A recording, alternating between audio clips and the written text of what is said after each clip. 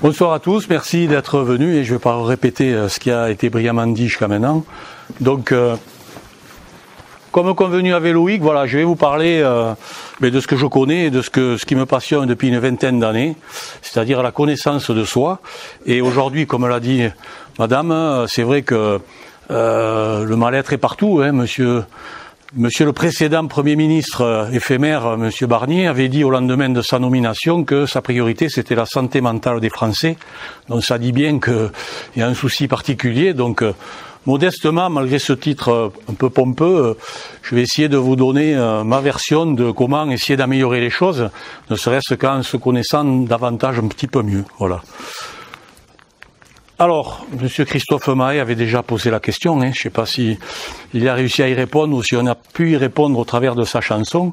Voilà, donc moi ce que je souhaite vous dire ce soir au travers de cette conférence, c'est parler de notre système cérébral, puisque dans le titre j'ai parlé de performance. Alors pourquoi je couple la performance au bonheur? C'est qu'en fait ce sont les mêmes chemins neuronaux qui fonctionnent lorsque je réussis quelque chose et en contrepartie lorsque je mets tout en place pour réussir ce quelque chose. Donc on peut parler de performance au bonheur.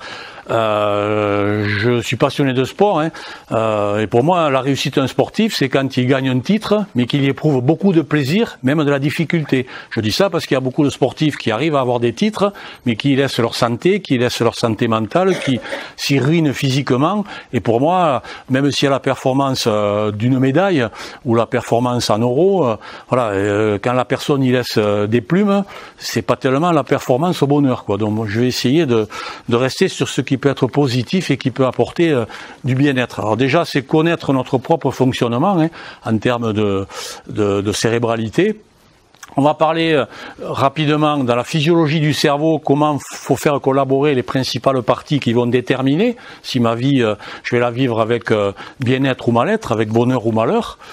On parlera rapidement de qu'est-ce que la confiance en soi, qu'est-ce que l'estime de soi, qu'est-ce que l'affirmation de soi, qui vont contribuer à ce que j'ai une image plus positive de ce que je suis et de ce que je fais. On va parler des émotions, puisque nous sommes des êtres d'émotions, et ce sont ces émotions qui sont vécues que les émotions sont toutes nos amies. Alors des fois on dit des mauvaises émotions. Il n'y a pas de mauvaises émotions.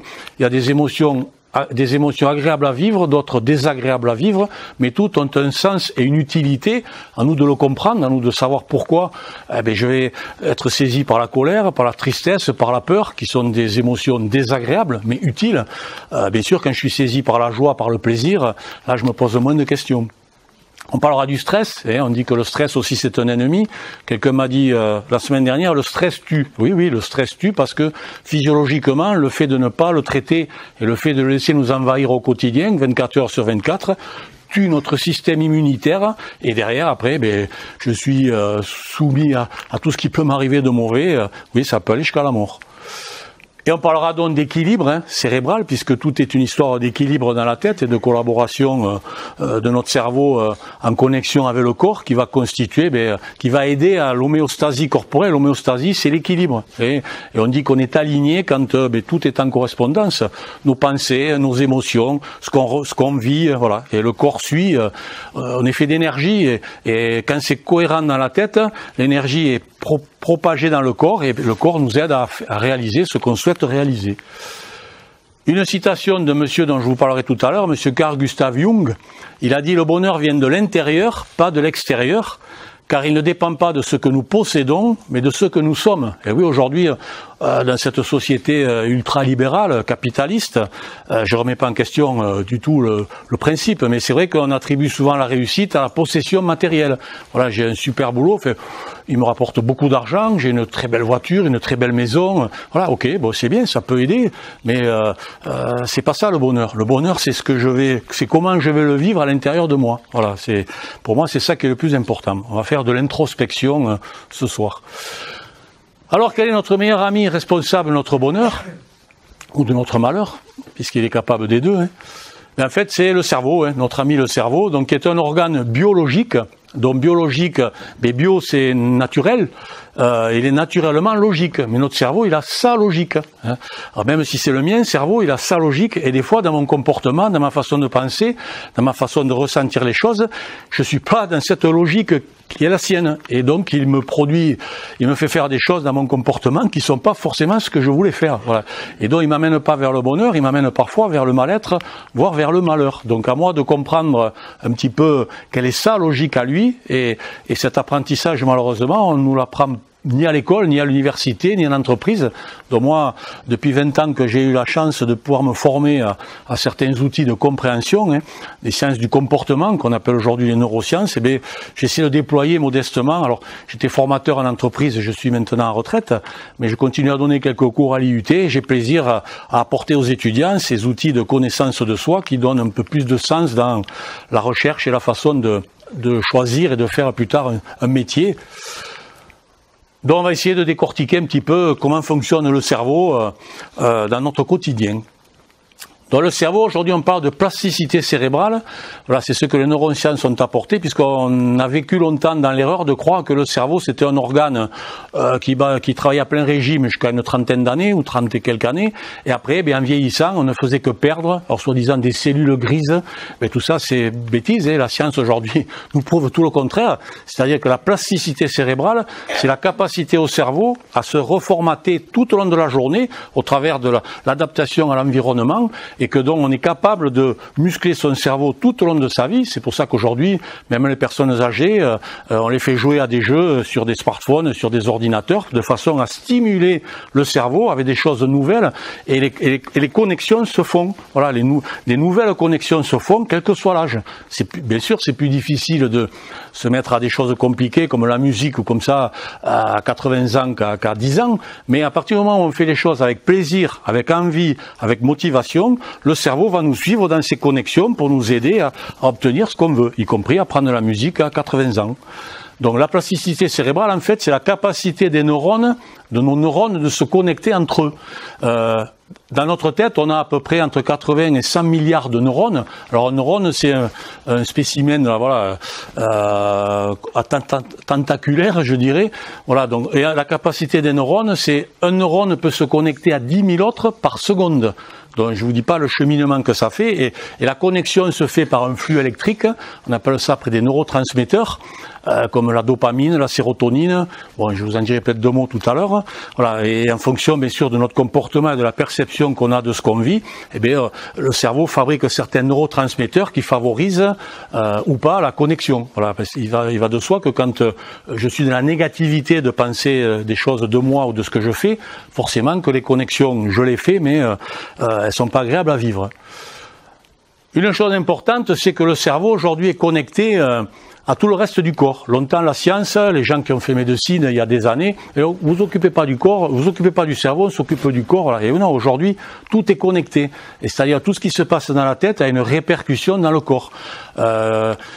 J'ai lu une statistique de l'Office mondial de la santé il y a 3 mois qui disait que 80% des gens qui sont malades sur la planète, qui souffrent de dysfonctionnements corporels, plus ou moins graves, en fait, ce sont eux-mêmes générés ce dont ils souffrent. Et c'est pas venu de l'extérieur, c'est pas un virus, ils n'ont pas été percutés par rien, voilà. C'est la façon dont le cerveau traite les informations.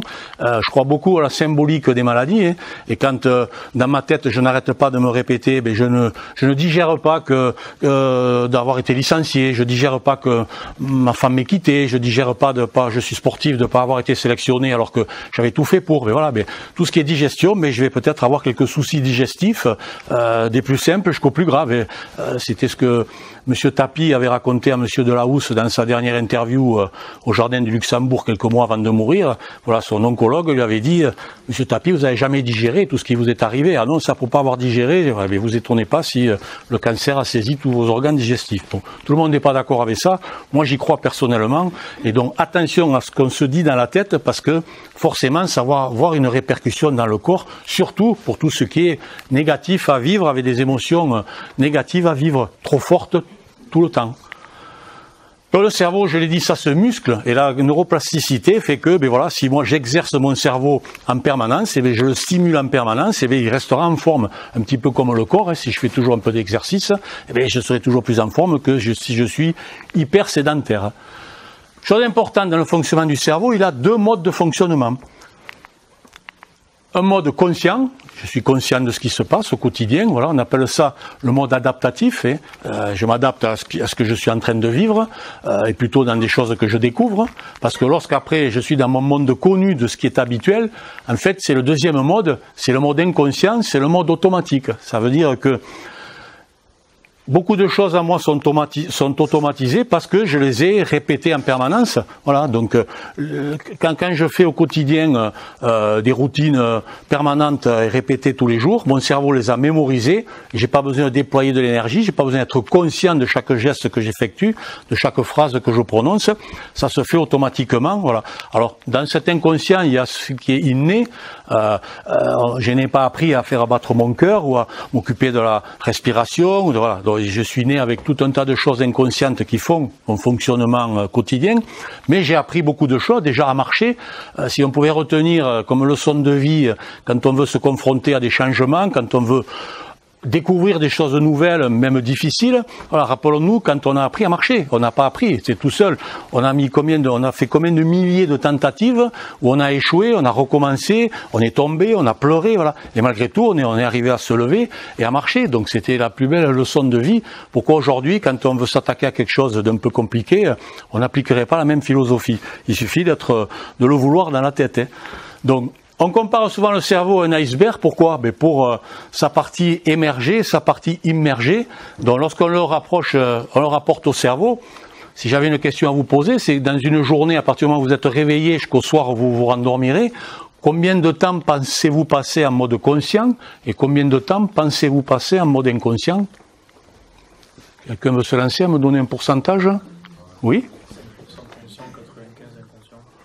Voilà, alors ça c'est un trait fort, mais vrai. Monsieur a dit 95% inconscient, 95 et 5% conscient. Oui, c'est vrai. Alors, globalement, on applique la règle de Pareto, Wilfredo Pareto, l'économiste italien, qui parlait du 80-20. 20% des causes expliquent 80% des effets. Et c'est vrai que quand on a une vie plutôt routinière, et si tous les jours je rencontre pas des gens nouveaux, dans des situations nouvelles, et bien quelque part, j'ai un train de vie régulier, et là, je vais tout automatiser, mon cerveau va tout automatiser, et au bout de quelques mois, quelques années, et forcément, je fais les choses sans avoir besoin d'être conscient de ce que je fais au quotidien. Donc la part du conscient est beaucoup plus importante que la part de l'inconscient est beaucoup plus importante que la part du conscient. Et par contre, dès que je suis soumis à une situation nouvelle, à quelqu'un ou quelque chose à faire qui est nouveau pour moi et qui peut-être me pose difficulté puisque le cerveau inconscient qui fonctionne en millième de seconde n'a pas la solution puisqu'il ne l'a jamais vécu. Et là, oui, je vais passer en mode conscient. Hop, et comment je vais répondre là, et comment je vais faire. Voilà. Et là, après, je vais ou pas trouver les solutions. Je vais ou pas trouver de l'aide autour de moi. Voilà. Mais le mode conscient intervient quand il y a de la nouveauté, quand il y a de l'adaptabilité demandée. Et sinon, eh bien, je suis dans ma zone de confort, dans ma routine. Et c'est vrai que le cerveau, il est formidable dans le sens où il est feignant. Hein, et bien sûr, il me dit à moi, qu'est-ce qu'il me parle de nouveauté là? Fous-moi la paix avec tes nouveautés. Fais ce que tu sais faire. Reste dans ton train-train. Va pas te mettre en difficulté parce que moi j'ai autre chose à gérer. J'ai tout à te gérer. Voilà. Mais c'est vrai qu'après, quand je le bouscule un peu, mon cerveau, surtout par la voix consciente, je dis si, je veux vraiment faire ça. C'est nouveau, mais je veux vraiment que tu m'aides à l'apprendre, que tu m'aides à l'intégrer. Et bien là, il va changer de comportement, mon cerveau, il va m'y aider grâce à la plasticité cérébrale et à la volonté et à la détermination que je vais mettre à aller dans ce changement. Ok? Donc j'ai resynthétisé un petit peu ce que je vous dis par rapport à ce cerveau iceberg, et dans la partie consciente, c'est bien la partie émergée, celle que l'on voit, et c'est la plus petite. Hein. Donc en dessous, c'est la partie totalement inconsciente, dont l'inconscient profond, ben, c'est un petit peu ce qui est inné, ce avec quoi je suis né, qui me gère, hein, que j'ai pas eu à apprendre. Et moi, je distingue inconscient et subconscient. Le subconscient, pour moi, c'est un robot, c'est mon robot automatisé de ce que moi-même j'ai appris. Hein, j'ai appris à marcher, j'ai appris à me faire élasser, j'ai appris à m'habiller, à faire plein de choses au quotidien, qui font que, ben, à force de les répéter, ben, elles sont devenues automatique, je les fais inconsciemment. Et quand on se lave les dents ou qu'on s'habille, on pense à toute autre chose que comment j'enfile ma jambe, la brosse à dents, je la tiens comment, voilà, tout ça, on fait les choses inconsciemment. Et le mental, le fameux mental, c'est un petit peu ce qui flotte à la surface, donc parfois conscient, parfois inconscient. Donc je vais vous détailler derrière ce qu'est le mental. La métaphore que j'utilise souvent, c'est voilà, le conscient et l'inconscient, c'est le cavalier et son cheval. Le cheval, c'est plutôt l'inconscient. Le cavalier, c'est le conscient qui dirige un petit peu la chose, ou qui croit diriger la chose. Voilà. Donc la plupart du temps, ça se passe bien. Le cheval fait ce que je lui demande de faire. Mais parfois, il s'emballe au galop, ou parfois, il me fait un refus devant un obstacle, et par contre, il va m'expédier sur l'obstacle où je peux me fracasser. Donc il y avait eu un problème quelque part. Et oui, c'est qu'à un moment donné, il n'y avait pas d'adéquation entre le conscient et l'inconscient, et le cheval, il en a fait un peu qu'à sa tête. Ça veut dire que des fois, l'inconscient peut me trahir, et là où je crois avoir le libre arbitre surtout, mais non, s'il en a décidé autrement, parce qu'il est dans sa logique que je n'ai pas su appliquer et comprendre sur le moment, eh bien ça fonctionne pas. Dans le mental, on en parle beaucoup dans le sport. Bon, je me passionne pour le sport, donc je fais de la préparation mentale. Je me suis diplômé pour ça, puisqu'en France, si on n'a pas de diplôme, on n'est pas reconnu. Donc, mais après, c'est ce qu'on fait des diplômes qui est plus important que le fait de l'accrocher au mur. Le mental, pour moi, je symbolise par on appelle ça le dialogue interne, le discours interne. C'est cette petite radio qui s'allume tous les matins. Alors, c'est sûr que si je vis en famille, bon, le fait de parler avec d'autres, je laisse moins de place à ce mental. Mais dès que je suis tout seul, la petite voix, je ne sais pas si vous avez tous une petite voix, qu'est-ce qu'elle vous raconte, cette petite voix? Alors, je la symbolise par deux personnages, j'en ai un sur chaque épaule. J'ai un petit ange, j'ai un petit démon. Les deux m'appartiennent, je suis capable des deux. Mais à qui je laisse le plus de place? C'est ça qu'il faut se poser. Est-ce que j'écoute qui? Le petit ange qui me dit super, tu vas passer une belle journée, même s'il fait pas très beau, tu vas rencontrer des gens sympas, même s'il y a quelques cons au milieu, voilà. Mais ça va aller, tu vas voir, c'est sympa, on en reparle ce soir, tu vas passer une belle journée. Ou alors j'écoute le démon qui me dit mais non, tu vas vivre une journée de merde, tu vas pas t'en sortir comme d'habitude, tu vas avoir que des problèmes, tu vas toujours avoir peur de ton collègue ceci, voilà. À qui je laisse le plus de place? C'est ça qui est important. Donc ce qu'il faut penser, c'est parce qu'on est dans la contribution au bonheur, là. C'est là, il y a personne, hein. C'est nous-mêmes qui nous parlons à nous-mêmes. Donc, quand vous écoutez la radio, quand la musique vous convient, la vraie radio, hein, quand la musique vous convient pas, vous changez et vous mettez une musique que vous appréciez davantage. Et il faudrait qu'on fasse exactement pareil avec ça. Le célèbre et médiatique psychiatre Christophe André appelle ça Mental FM. Voilà, et oui, c'est ma radio permanente, mais est-ce que je la trouve positive ou négative envers moi? Est-ce qu'elle me fait tendre vers le bonheur ou vers le malheur? Et déjà, le matin, je peux m'auto-conditionner à vouloir passer une bonne journée, ou je me laisse auto-conditionner en disant c'est encore une journée malheureuse, quoi.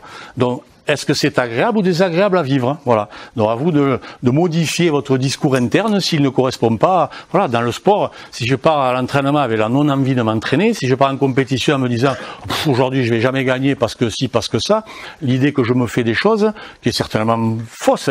Voilà, donc je m'auto-conditionne moi-même à quelque part à échouer. Si je pense que je vais pas y arriver, je vais pas y arriver. Mon cerveau ne va surtout pas m'aider à y arriver, puisque je suis en train de lui dire, parce qu'on va le voir, le cerveau inconscient obéit à mes pensées. Donc si j'ai pensé de pas y arriver, le cerveau va dire je reste au lit, démerde-toi, je vais pas t'aider puisque tu me dis qu'on va pas y arriver. Ça sert à rien que je me décarcasse. Il a raison.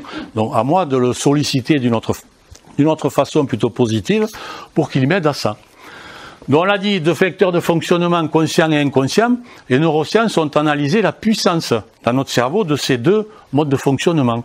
Dans le mode de fonctionnement conscient, pour vous donner une idée, une métaphore, on va le représenter par un moteur de mobilette ou de petite cylindrée. Voilà, c'est ce qui est déjà puissant. Hein. Donc quand je travaille en conscience, j'utilise ce moteur. En revanche, quand l'inconscient fonctionne, c'est un moteur de Ferrari, voire de fusée parfois. Donc vous voyez la différence. Donc quand on sait que on va passer la journée à 80 ou 90% du temps sur le mode inconscient, avec une telle puissance, vous voyez, quand on dit ouais consciemment je décide de tout, non, on décide de pas grand-chose. C'est plutôt l'inconscient qui décide pour nous de ce qui est bon ou pas bon pour nous. Donc c'est important de comprendre, on dit toujours, une émotion est plus forte que la raison. Et oui, parce qu'une émotion, c'est l'inconscient qui la provoque. Et j'ai beau vous avez tous pris des résolutions, peut-être, il y a 14 jours, là, au 31, avec 3 coupes de champagne dans le nez, on a décidé plein de choses. Qu'est-ce qui reste aujourd'hui? Voilà, c'est-à-dire, le cerveau a dit, attends, tu vas pas m'embêter avec tes résolutions, là. Le sport était fumé, fous-moi la paix avec ça, continue comme d'habitude, voilà. Et le petit moteur de la conscience qui m'a fait dire ça, et se retrouve totalement impuissant par rapport à ce que l'inconscient me fait penser derrière. Donc, physiologiquement, comment fonctionne le cerveau? Alors, j'ai pas dit, il y a plein de choses à dire sur l'inconscient, mais je veux pas faire plus d'une heure et quart, 1h20. Le conscient, la mentalité qu'on a, notre mentalité d'aujourd'hui, à l'âge qu'on a. Hein. L'inconscient a une maturité d'un enfant de 8 ans, tout au long de la vie. Donc, vous comptez pas sur votre inconscient pour avoir un comportement adulte. Hein. Le comportement inconscient, il gère en fonction de, on va le voir, de sa façon de fonctionner, mais plutôt comme un gamin et pas comme un adulte. Hein. Donc, c'est important à savoir. L'inconscient ne traite pas la négation. Chose très importante aussi, dans le dialogue interne ou pour les sportifs ou pour les gens, les entrepreneurs qui veulent réussir, ne pas, qui encadre un verbe, l'inconscient, il ne sait pas ce que ça veut dire. Hein. Quand vous dites à quelqu'un, ne stresse pas, ne t'en fais pas, en fait, s'il a un mode inconscient, si vous l'encouragez à stresser davantage ou à s'en faire davantage. Hein. Donc, attention à la façon dont on se parle, attention à la façon dont on parle aux autres. Moi, je suis éducateur sportif, je fais de la boxe pied-point depuis une 40aine d'années, j'enseigne ce sport, et pendant longtemps, avant de découvrir ça, je donnais aux gens que des mauvais conseils. C'est-à-dire qu'ils venaient apprendre un sport qu'ils ne connaissaient pas, et au lieu de leur dire positivement ce qu'ils devaient faire, je leur disais surtout ce qu'ils ne devaient pas faire. Ne te mets pas comme ça, ne mets pas le bras là, ne mets pas le pied là, alors qu'ils n'avaient aucune idée d'où il fallait mettre le pied. Donc, à partir du moment où j'ai compris, j'ai essayé de changer le discours pour être positif et pas négatif. C'est comme si je vous dis, je vous interdis de me voir habillé en éléphant rose. Je vous interdis. Qu'est-ce qu'est obligé de faire le cerveau? De visualiser le type avec une tenue d'éléphant rose. Il dit non, mais il ne veut pas que je vois ça. Vous voyez, on met dans la tête des gens des idées de ce qu'on ne veut pas qu'ils fassent. Donc c'est très bête. Donc attention, quand on se parle à soi-même, de l'utilisation de ce ne pas. Je fais du VTT, je me laisse gagner un peu par le plaisir de la rapidité dans la descente. Si mon cerveau inconscient commence à se brancher sur pourvu que je tombe pas, pourvu que je tombe pas, pourvu que je tombe pas, qu'est-ce que je dis à mon cerveau? Tombe, tu seras libéré de cette peur. Il y a plus de chances que je tombe plutôt que je tombe pas. Voilà, c'est tout simple. Hein. Mais encore faut-il connaître cette logique. Vous dites à un enfant qui ne marche pas encore sur une chaise haute, ne te penche pas, tu vas tomber, ne te penche pas, tu vas tomber. La tête de l'enfant, c'est pencher, tomber, pencher, tomber. Il y a plus de chances qu'il tombe. Dites-lui, tiens-toi droit, redresse-toi, assieds-toi correctement, voilà. Et c'est vrai que ça fait toute la différence entre se parler positivement ou se parler négativement. Physiologiquement, alors il y a plein de choses, les lobes temporels, ça, je rentre pas dedans. Moi, ce qui m'intéresse, c'est les 3 organes principaux du cerveau. Donc, en orange, c'est le cerveau reptilien. Il fonctionne comme la naissance de l'homme sur la Terre, hein, c'est-à-dire encore de façon instinctive. C'est pour ça qu'on l'appelle reptilien. Hein, c'était les premiers mammifères arrivés sur la planète. Il est là que pour notre survie. La survie de l'espèce, bon, c'est bon, on peut se calmer, on est 8 milliards sur la planète. Et surtout, ma survie en permanence. Il s'occupe de, voilà. J'ai failli tomber. Qui c'est qui a fait que je tombe pas? C'est lui. Il a de suite mobilisé, il a analysé ce qui m'arrivait, la situation à un millième de seconde, et il a fait tout ce qu'il fallait pour mobiliser les parties du corps qui m'ont permis. La marche étroite, je vais tomber, hop, la mobilisation, c'est est-ce que je peux poser les mains, voilà. Il va toujours essayer de me maintenir en vie. Bon, si je suis à 150 km/h et que le mur ou l'arbre est droit devant, il va essayer de mobiliser, mais ça marchera pas. Il va quand même m'aider à mourir. Enfin, il m'aidera pas à mourir, mais il pourra pas me sauver. Donc ce cerveau reptilien, voilà, il est complètement inconscient. J'ai aucun accès à lui. Voilà, c'est lui qui décide pour moi la façon dont il s'occupe de moi.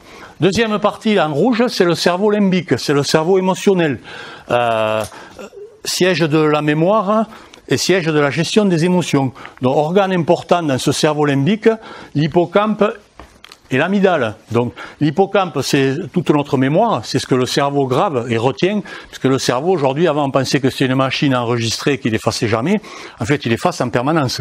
Dans tout ce que j'écoute, dans tout ce que j'entends, s'il n'y voit pas inconsciemment une utilité pour le futur proche, une heure après je me rappelle plus de ce qu'on m'a dit. Hein. Voilà, donc c'est lui qui décide sans me poser la question de savoir si je dois garder ou pas les choses. Voilà, donc c'est l'hippocampe matérialisé par la couleur rouge et bleue. Voilà. Et au bout de cet hippocampe, il y a comme une grosse cacahuète qui s'appelle l'amygdale, et c'est l'amygdale qui produit les émotions, hein, la joie, la tristesse, la peur, la colère, voilà, et tout ça dépend du système du thalamus, et qui est la gare de triage un petit peu de nos émotions, et souvent le principal graveur dans la mémoire des choses, c'est l'émotion qu'on a ressentie. Si vous faites une rétrospective de votre vie, les souvenirs que vous avez les plus marquants, c'est ceux où vous avez eu des émotions hyper fortes, agréables ou désagréables, hein. Voilà, le cerveau s'en rappelle parce qu'il a gravé l'émotion. Cette partie-là aussi, complètement inconsciente, j'ai pas le moyen d'y intervenir, je vais pas pouvoir freiner des larmes, je vais pas pouvoir freiner mon rire. Voilà, c'est l'inconscient qui me provoque l'émotion, hein, sans que après, à moi, ce qu'on va voir, d'apprendre à la gérer, mais je peux pas l'empêcher. Et dernière partie en gris, ça s'appelle le cerveau cortical, ou le néocortex. Voilà, c'est la partie plus consciente, hein. C'est celle avec laquelle vous m'écoutez actuellement, c'est celle avec laquelle vous allez faire des apprentissages, vous allez calculer, raisonner. Voilà, c'est la partie consciente du cerveau. Et dans cette partie-là, la partie supérieure du cerveau, la partie des fonctions supérieures du cerveau, c'est matérialisé par l'étoile bleue. Là, c'est le néocortex préfrontal. Voilà, c'est la partie la plus subtile, c'est celle qui sait qui vous êtes, et c'est celle qui va vous dire si c'est agréable ou désagréable ce que vous vivez, qui va vous envoyer plein de signaux. Voilà, donc si le signal, si là vous dites ah ben ouais c'est plutôt sympa la conférence, c'est intéressant, le mec est bien, ben vous allez éprouver du plaisir et vous allez rester. Si jamais vous dites oh bon c'est pas du tout ce que je croyais, là je suis en train de m'embêter, je vous autorise à partir, je me vexerai pas, voilà, surtout ne vous forcez pas. Voilà, ce néocortex préfrontal, il vous dit en permanence si c'est bien, pas bien, c'est agréable, si je suis heureux ou si je suis pas heureux, quoi. Voilà. Alors, il faut l'écouter. Et il envoie plein de signaux à toutes les autres parties du cerveau. Et les signaux, on l'a dit, c'est les émotions, c'est le stress, voilà. Et ce néocortex préfrontal, quand il estime que la situation que vous vivez n'est pas celle que vous aimeriez vivre parce qu'il vous connaît bien, eh c'est là qu'il va vous dire, attention, là, je t'envoie un signal d'émotion ou un signal de stress pour que tu vois si tu peux corriger cette situation qui te convient pas. Et après, bon, c'est traité par le cerveau reptilien et le cerveau limbique qui s'en occupe pas, voilà. Souvent, on n'écoute pas ces signaux et après, il faut pas s'étonner si on ne sait pas trop ce qui nous arrive. C'est important que ces parties collaborent ensemble et que j'en tienne compte quand je reçois ces signaux.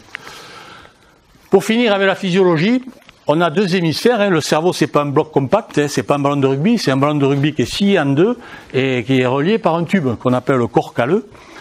Pour l'anecdote, chez la femme, il est 2 fois plus gros que chez l'homme.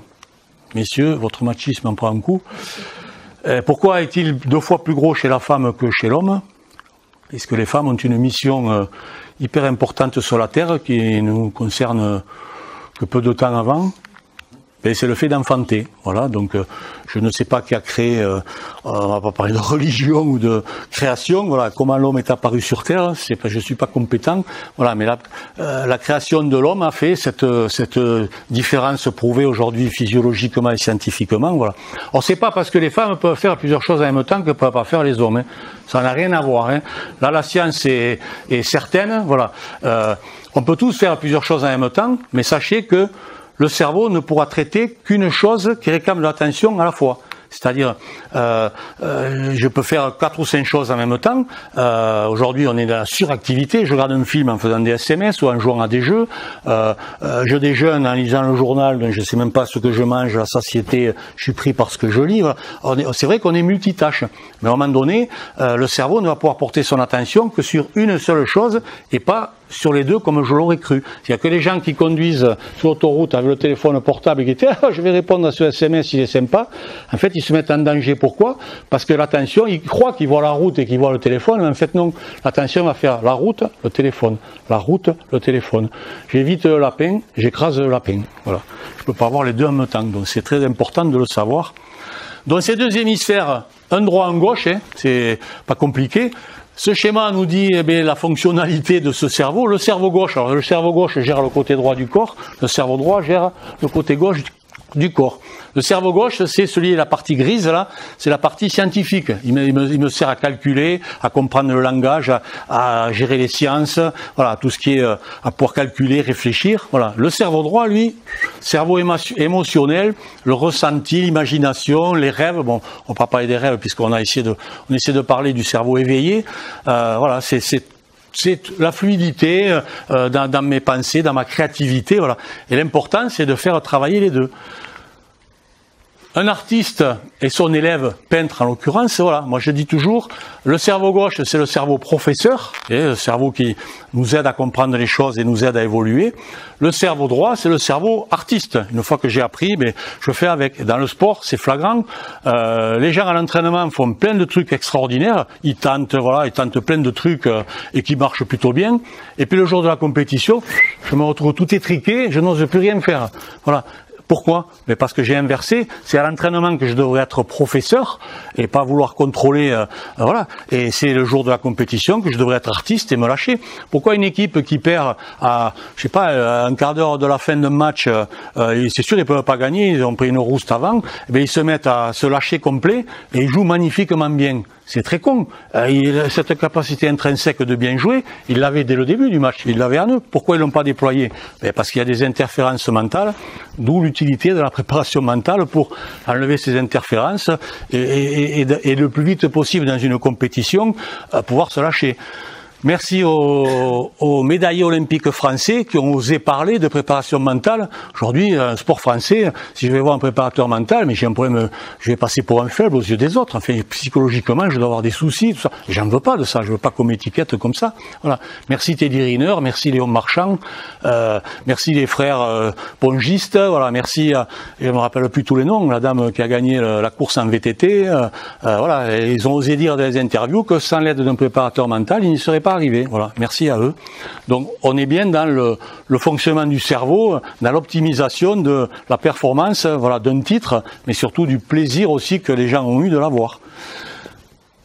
Jean de La Fontaine a écrit Le Lièvre et la Tortue, mais on peut se servir de cette métaphore pour voir le fonctionnement de nos deux hémisphères. L'hémisphère gauche, celui qui est rationnel, qui calcule, il va plutôt à la vitesse de la tortue, car il faut du temps pour tout agencer dans sa tête pour sortir un résultat correct et parfait, alors que le cerveau émotionnel, ça va plus vite, l'imagination, c'est plutôt la vitesse du lièvre. Alors attention à l'imagination, c'est que des fois elle nous amène dans des endroits, voilà, il suffit que je tiens à quelqu'un là qui devait m'appeler là, il y a une heure, j'ai toujours pas de nouvelles, et je rappelle, tiens, mais pourquoi cette personne ne répond pas, et là l'imagination elle rentre en ligne de compte, voilà, et pourvu que ça soit rien arrivé, tout ça, et allez, je vais me mettre en colère, je vais me mettre dans tous mes états, voilà, pour après apprendre 2 heures après qu'en fait la personne a oublié son téléphone, ou le téléphone n'était pas rechargé, et je me suis fait tout un monde négatif, bien sûr, qui m'a fait beaucoup de mal, d'imaginer plein de choses. Donc arrêtons d'imaginer, vivons à l'instant présent. La vraie vie, c'est l'instant présent. Voilà, ce qui est passé est passé. Je ne peux pas revenir dessus, je ne peux pas le modifier, je ne peux pas le corriger. Et dans 1 heure, est-ce que je serai toujours là? Molière est mort en scène, je vais essayer de ne pas tomber sur la scène, ni de la scène. On ne sait pas, donc profitons de l'instant présent, parce que notre cerveau nous embarque tout le temps, passé, futur, on ne sait jamais s'arrêter. Donc arrêtons-nous de temps en temps et réconcilions 2 organes précieux en nous, qu'on va plutôt, le cerveau gauche va plutôt gérer la cérébralité de ma personne, le cerveau droit va plutôt gérer la sentimentalité ou le sentiment de ma personne. Voilà, je fais passer les choses par mon cœur, on va repasser juste après.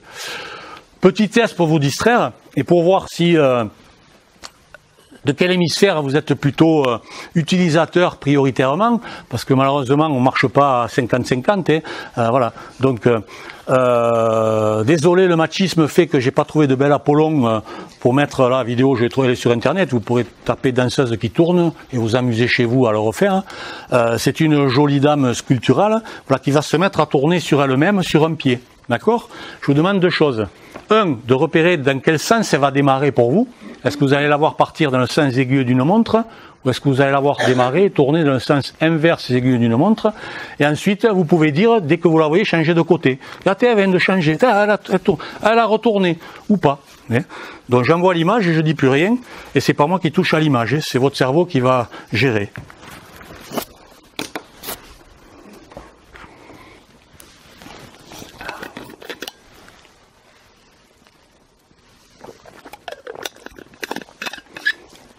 Alors, qui la voit tourner dans le sens aigu d'une montre? Ok. Il y a bien des gens qui la voient tourner en sens inverse aigu d'une montre? Ok, d'accord. Bon. Tout va bien jusque-là. Est-ce qu'à un moment donné, elle part de l'autre côté? Oui? Non? Non. Des oui, il n'y a pas? Oui, il y a des oui. Ah bon, rassurez-moi. Arrêtez de subir l'image, dites-lui de changer de côté. C'est vous qui devez lui dire. Allez, envoie la jambe de l'autre côté, allez. Regardez à l'extérieur, dites-lui d'envoyer la jambe de l'autre côté, allez. Le cerveau a besoin qu'on lui pose des intentions, allez. C'est bon, ça marche ou pas? Ah, ça marche. Il y en a pour qui ça boucle toujours? Aïe, aïe, aïe. Comment on fait alors? Bon, elle a fini là. Rassurez-vous, tout va bien, elle a fini. Mais c'est pas moi qui ai touché à quoi que ce soit. En fait, il y a toujours une prédominance. Le cerveau choisit, on va le voir. C'est comme si je veux déplacer une table, j'ai deux bras. Bon, c'est vrai que si j'utilise les deux bras, ça va être plus facile pour la déplacer que si je vais faire avec un bras. Compliqué. Et bien, on a deux hémisphères, il faudrait qu'on s'en serve des deux et pas que d'un seul. Donc si vous l'avez vu tourner que dans le même sens pendant toute la durée de la vidéo, c'est que vous n'avez utilisé qu'un seul hémisphère. Voilà. Alors si elle a démarré dans le 16 aiguille d'une montre, vous êtes plutôt cerveau droit. D'accord? Si vous l'avez vu tourner dans le sens inverse des aiguilles d'une montre, au départ, vous êtes plutôt cerveau gauche. Alors, et on n'est pas dans la science, là, et on est, voilà, c'est un peu approximatif. Mais c'est important de savoir que, voilà, dans le sport, on m'apprend de la technique. Ok, la technique, c'est cerveau gauche. J'ai compris les gestes, comment je dois faire avec le plus de précision possible, le plus de détails possible. Mais après, si je fais mon geste de façon un peu comme un robot, en me forçant, alors que c'est pas naturel, non. Il faut que je fasse appel à la fluidité du cerveau droit et voir comment je me sens à l'aise avec mon corps, avec ces gestes. Donc, j'ai bien besoin des deux hémisphères pour être performant. Parce que si je suis que dans la fluidité, que les gestes, ils ont rien de technique, le résultat sera pas terrible, mais si je suis que dans la technique et que j'ai pas de fluidité, de la fluidité viendra la puissance, viendra plein de choses, ça marchera pas non plus. Donc il faut s'exercer. Alors au cinéma, on subit le film, on va pas dire aux acteurs non, on va pas par là, non, il fait ce qu'il veut l'acteur et puis on vit la scène, voilà. Mais là, vous avez le pouvoir de changer les choses. C'est-à-dire, il faut... Alors, c'est une histoire d'entraînement. Hein. Moi, j'ai pas un cerveau plus fort que le vôtre, mais ça fait 15 ans que je la vois tourner, cette dame de la force. Je la fais tourner comme je veux. C'est-à-dire, je lui fais faire l'essuie-glace, mais par habitude. Hein. Par habitude. Voilà. Donc, bien sûr, il faut quitter l'image de la personne. Il faut regarder l'extérieur de l'écran. Et quand la jambe arrive d'un côté, vous regardez là-bas, hop, pour que la jambe y reparte. Et quand la jambe arrive là, vous regardez là, voilà, vous allez voir que ça fonctionne. Vous entraînerez chez vous, vous jouerez avec vos amis, vos enfants, c'est toujours intéressant. Alors le bonheur et le développement personnel, eh bien, c'est déjà de faire travailler les deux hémisphères. Hein. Donc on a dit les deux hémisphères, ils sont reliés par ce corps calleux. Hein. Donc l'hémisphère gauche est plutôt cartésien et l'hémisphère droit plutôt émotionnel. Et donc le bonheur, eh bien, c'est le cerveau total. Hein. J'utilise, voilà, je sais ce que je dois faire, mais j'ai plaisir à le faire et j'ai plaisir de la satisfaction d'avoir bien fait les choses. C'est ça qui est le plus important. Ok, dans la mise en garde, c'est ça. C'est si vous ne contrôlez pas votre cerveau, ben en fait, inconsciemment, c'est lui qui vous contrôle et c'est lui qui vous fait faire ce qu'il a envie, à l'insu de votre plein gré, comme disait la marionnette des Guignols. Donc, ne lui laissez pas le volant, il a beaucoup de temps dans la journée, mais tant qu'il vous pilote et que tout va bien, c'est comme une voiture automatique, voilà, ok, laissez-vous porter. Mais à partir du moment où vous sentez qu'il y a peut-être un bug et que la voiture commence à, reprenez le volant et dites, hop, en conscience, hop, ça je veux pas le vivre, voilà. Donc, quand on a identifié des moments de vie qu'on ne veut pas vivre, parce que c'est toujours les mêmes qui sont récurrents, ben on met en place des routines, par exemple, comme dans le sport, pour passer les moments qui sont difficiles, eh bien, je mets en place un schéma, puisque tout ce qui est stress, tout ça, ça vient de l'inconnu, de la peur de quelque chose. À partir du moment où j'apporte du connu, grâce à ma routine, eh bien, je vais plutôt être plus performant pour pas me laisser emporter par et si ceci, et si cela, et si je rate, et si ça marche pas, voilà. C'est tout ça qu'il faut éviter. Hop! Donc tout est basé sur la connaissance de soi. Alors, moi, la connaissance de soi quant au comportement, je l'ai appris il y a 20 ans. Hein. J'ai eu la chance de pouvoir me former à Paris dans une société qui s'appelle Arc-en-Ciel RH, et j'ai appris les sciences du comportement au travers de l'outil DISC, voilà, que je vais rapidement vous brosser ce soir pour apporter une certaine compréhension dans votre comportement et voir dans ce comportement qu'est-ce que vous pouvez modifier pour être plus heureux par rapport à... Il y a toujours un avantage et un inconvénient, hein. Il y a toujours un côté pile, un côté face, à moi d'essayer le plus souvent d'avoir le côté qui me convient. Voilà, donc cet outil sert à mesurer le comment et le pourquoi du comportement. Le pourquoi je vais pas trop m'y attacher. Et le pourquoi il est lié à nos croyances, à nos valeurs, je vais en parler, mais rapidement, on va voir surtout le comment je me comporte tous les jours, au quotidien, quels sont les avantages et quels sont les inconvénients de ça. Donc le cerveau, pour moi, c'est notre boîte noire, hein. C'est notre ordinateur de bord, c'est lui qui commande tout, hein. Qu'on le veuille ou non. C'est le corps envoie beaucoup d'informations au cerveau, mais en fait, c'est le cerveau qui traite et qui donne les ordres. Des fois, je crois que non, c'est mon corps qui commande. Non, le corps commande jamais. Le corps, quand vous l'écoutez, c'est déjà passé par le cerveau par rapport à faire ressentir. Voilà, je vais pas m'étendre, mais la douleur, en fait, n'existe pas. Il n'y a pas un lien entre un nerf de là où je peux avoir mal et le cerveau. C'est le cerveau qui va la créer. Quelqu'un a un accident de voiture, il est immobilisé dans sa voiture, il a les deux pieds tranchés, il le sait pas, il le voit pas, il a aucun mal, il a aucune douleur. Voilà. À partir du moment où on va le dégager, s'il a le malheur d'apercevoir ses pieds tranchés, et là je peux vous dire que la douleur elle va être hyper intense. Donc ça veut dire que c'est le cerveau qui la fabrique et c'est pas forcément le lien. Voilà. Donc c'est important de connaître comment l'ordinateur de bord fonctionne. Voilà. Donc moi j'ai toujours tendance à comparer le cerveau à une table de mixage et de la même façon qu'un ingénieur du son ne laisse pas les curseurs tels qu'ils sont quand différents chanteurs ou groupes viennent enregistrer leur CD. Et non, il va en fonction des intonations des voix des instruments, mais modulées pour trouver le meilleur son possible entre les aigus, les graves, les médiums. Et bien nous on doit un petit peu faire apparaître notre cerveau au lieu de le laisser tout le temps en mode inconscient. Je suis comme ça, c'est pas autrement. Et bien moi j'ai été longtemps comme ça, à force de se casser la figure, vous comprenez que c'est à vous à changer quelque chose et pas les autres. Les autres, ah bon, c'est comme ça, t'es à prendre ou à laisser. Écoute, on va te laisser surtout, voilà. Et donc c'est nous qui avons la main sur les curseurs, hein. Donc cet outil s'appelle l'outil psychocomportemental DISC, je vais vous expliquer ce que c'est après. Le cerveau, comment il fonctionne? Mais il perçoit, chaque cerveau est unique, hein. Le cerveau c'est comme l'ADN, hein. Chacun le vôtre, hein, et ils sont tous différents, même si on peut se retrouver sur des comportements identiques, ils sont tous différents. Le cerveau, il perçoit l'environnement, il perçoit ce qui se passe au travers des informations qui lui arrivent.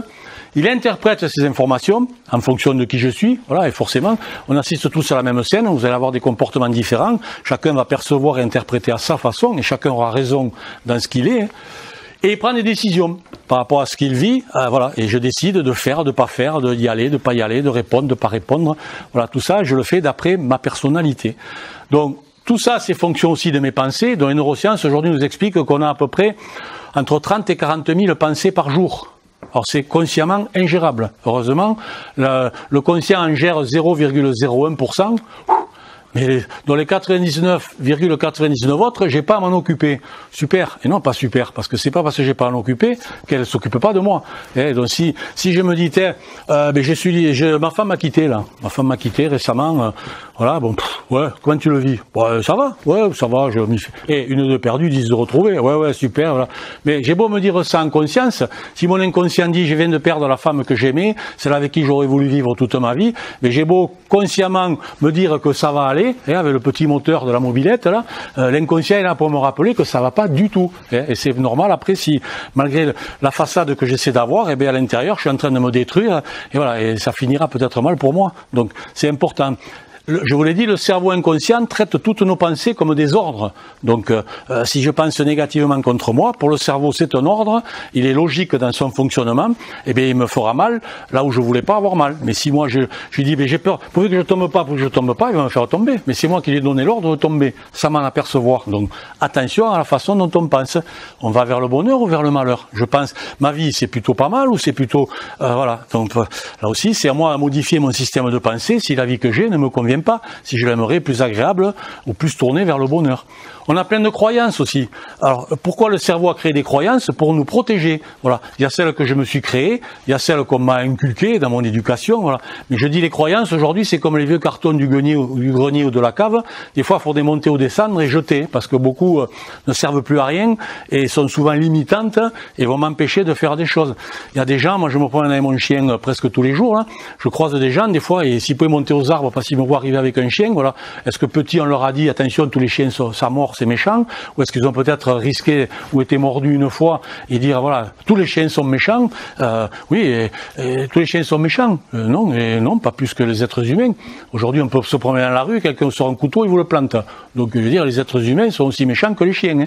Donc, voilà. Mais si j'ai cette croyance-là, eh bien, je vais vivre avec ces peurs, voilà, et toutes les croyances fonctionnent comme ça. Donc, à moi de garder celles qui sont vraies et auxquelles je vais peut-être travailler pour améliorer, mais essayer d'éliminer celles qui me font peur à tort ou qui donnent une amplification exagérée à des choses que je pourrais craindre. Voilà, c'est tout ça qu'il faut arriver à maîtriser si je vais être heureux plutôt que malheureux, hein.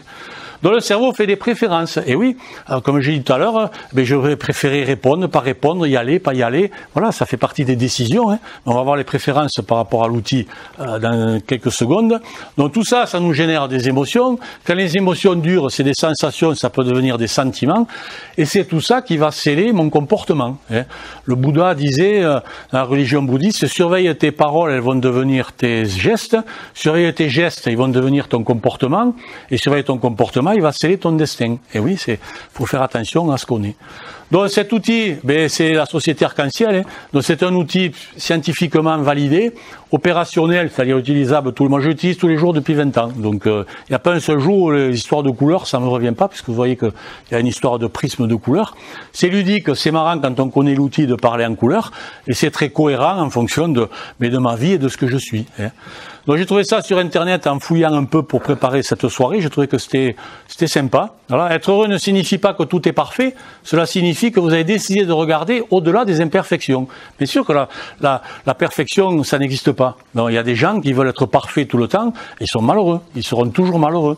Le perfectionnisme, c'est un grand curseur, alors il est peut-être intéressant sur le début de son déplacement parce que c'est une recherche qualitative, mais à partir du moment, sans que je m'en rende compte, à toujours chercher davantage, l'anxiété que ce soit pas parfait va rentrer en ligne de compte et la performance va donc chuter. Alors que si je bougeais mon curseur, c'était pour être toujours plus performant.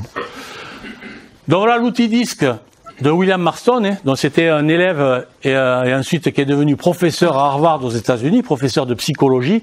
Il a créé ce langage dans les années 30, du siècle dernier. Donc il dit à chacun de nous, il y a de ces 4 couleurs. Un enfant jusqu'à 3-4 ans les possède à 100%, et après, par rapport à l'éducation qu'on va avoir, l'idée qu'on va se faire du monde, de ce qu'on entend, et quand on est enfant, on est éponge de tout, hein. Donc voilà. Et c'est moi-même où on va m'aider à retrécir cet entonnoir de couleurs, et après à rester dans un tuyau de couleurs. Mais je vais avoir une couleur dominante ou 2, peut-être 3. Les 4, c'est pas possible.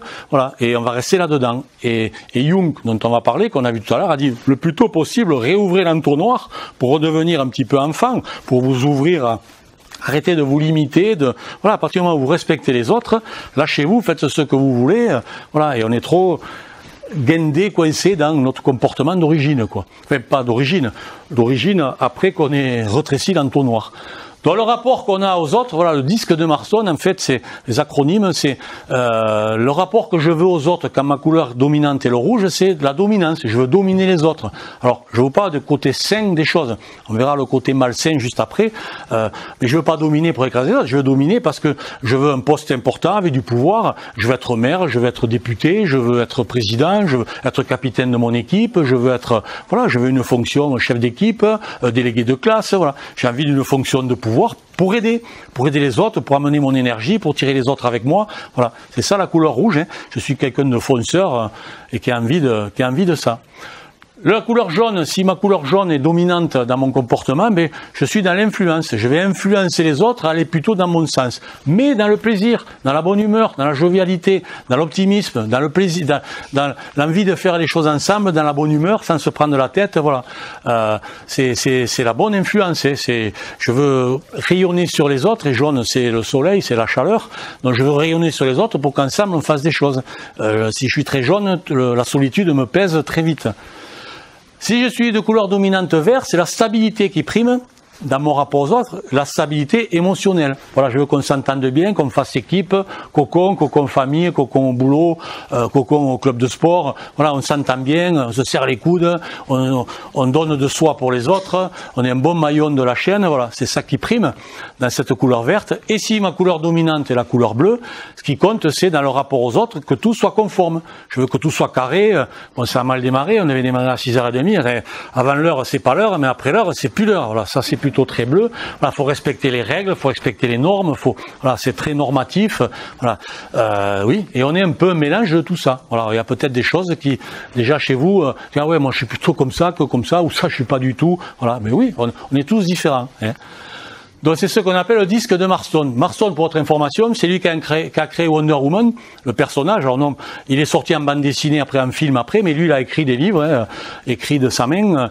Wonder Woman, elle capturait elle est sortie après Superman, elle capturait aussi les méchantes personnes et elle avait comme instrument un lasso, et quand les gens se retrouvaient enserrés dans le lasso, ils se mettaient à dire la vérité de leurs méfaits. C'est pour ça que M. Marston était très en recherche de la vérité et qu'il a été un des principaux contributeurs à la création du polygraphe, qu'on appelle le détecteur de mensonges, utilisé par la justice américaine ou israélienne par rapport aux crimes ou aux choses plutôt graves. Voilà ce qu'a fait ce monsieur. Dans la composante des couleurs, mais pour que vous ayez une idée précise de ce que sont chaque couleur, mais quand je suis rouge, je suis plutôt compétitif, fonceur, indépendant, exigeant, direct, impatient. J'ai peu d'écoute aux autres et je suis rapide dans ma façon de décider les choses. Quand je suis plutôt de couleur dominante jaune, je suis plutôt communicatif, j'ai besoin d'estime, je suis convaincant, enthousiaste, optimiste, persuasif, sociable, mais désorganisé. Quand je suis plutôt vert, je suis quelqu'un de compréhensif, d'empathique, de modeste, d'amical, de patient, de loyal, mais d'hésitant et des fois d'un peu effacé. Et quand je suis plutôt bleu, je suis quelqu'un qui aime la précision, je suis analytique, conformiste, ordonné, technique, factuel, critique, envers moi-même et envers les autres, voilà. Et j'aime bien me conformer aux normes. Et je réfléchis beaucoup dans ma vie de tous les jours. Voilà un petit peu, est-ce que vous vous y retrouvez, est-ce que ça vous parle, est-ce qu'il y a des choses que vous voyez être plus que d'autres? Voilà. Donc comment je peux faire un lien entre les comportements avec ces couleurs et la recherche du bonheur? Ben, ce que nous dit William Marston sur cette roue de couleurs, hein, c'est que voilà, il y a des gens qui sont plutôt action et d'autres gens qui sont plutôt réflexion. Quand je suis plutôt dans le rouge et jaune, c'est l'action qui prime. J'agis en premier, je réfléchis après. Quand je réfléchis. Mais des fois, c'est bien de réfléchir pour pas se tromper. Dans le sport, pour pas se blesser. Voilà, c'est bien de savoir si ce qu'on fait, ça a quand même un peu de résonance dans la correction qu'on peut y apporter pour améliorer. Quand je suis plutôt dans la couleur bleue et verte, et c'est la réflexion qui prime. J'ai besoin de beaucoup réfléchir avant d'agir. Voilà. Mais là aussi, l'excès, c'est de toujours réfléchir et de jamais agir. Ça m'est arrivé pendant des années. Avant de découvrir ça, j'avais des plans sur tout et je faisais rien, quoi. Voilà. Donc, le cerveau humain n'est fait que pour l'action. Et c'est l'action qui va faire l'expérience. C'est l'expérience de quelqu'un, c'est quelqu'un qui a tenté plein de choses. Il n'a pas tout réussi, hein, mais au moins il a fait le tri entre ce qu'il n'a pas réussi mais que ça l'intéresse pas, ce qu'il n'a pas réussi mais qui veut réussir, eh bien, il va travailler pour réussir, ce qu'il a réussi, voilà. L'expérience, c'est ce que j'ai tenté. C'est pas uniquement ce que j'ai réfléchi, quoi. Donc, d'un côté, rouge et jaune, c'est l'action, de l'autre côté, bleu et vert, c'est plutôt la réflexion. Il y a des gens agissants, des gens acceptants. Eh bien, les gens plutôt rouges et jaunes, ils sont agissants, ils veulent agir sur les autres. Eh bien oui, je veux dominer ou je veux influencer les autres d'aller dans mon sens. Donc, j'agis et mon énergie, je la dépense sur eux. Quand je suis bleu et vert, ben je suis acceptant que d'autres veuillent me dicter les lois, me dicter le cadre. Voilà, ça me dérange pas. Après, on me fiche la paix dedans. Je veux être autonome dans mon travail, dans mon métier, dans ce que j'ai à faire. Mais c'est pas gênant si d'autres veulent me commander. Moi, j'ai pas une âme de commandant quand je suis plutôt bleu et vert. Mais dans le management, à une époque, on disait ouais, si on n'est pas rouge, on ne sera pas manager. Ouais.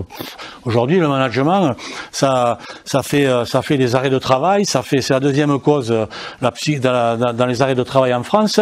Les soucis psychologiques, c'est la deuxième cause d'arrêt de travail. On estime que dans ces causes d'arrêt du travail, 70% c'est dû à un mauvais management. Il y a du boulot. Hein. Donc je veux dire, on peut être manager dans n'importe quelle couleur, mais un manager bienveillant, c'est comme ça que je l'appelle, je donne des cours de management à l'IUT, le manager bienveillant, il est des 4 couleurs. Et il n'est pas que d'une...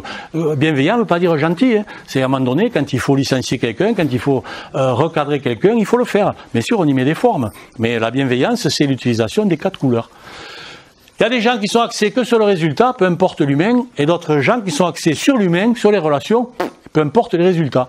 Alors quand on est en haut de la roue, dans le bleu, dans le rouge, c'est les résultats qui comptent. On est axé sur la tâche, il faut que les objectifs soient atteints et vite, et en plus en bleu, parfait. Pas de service après-vente dans le boulot, on revient pas en arrière, il faut que ce soit parfait d'entrée.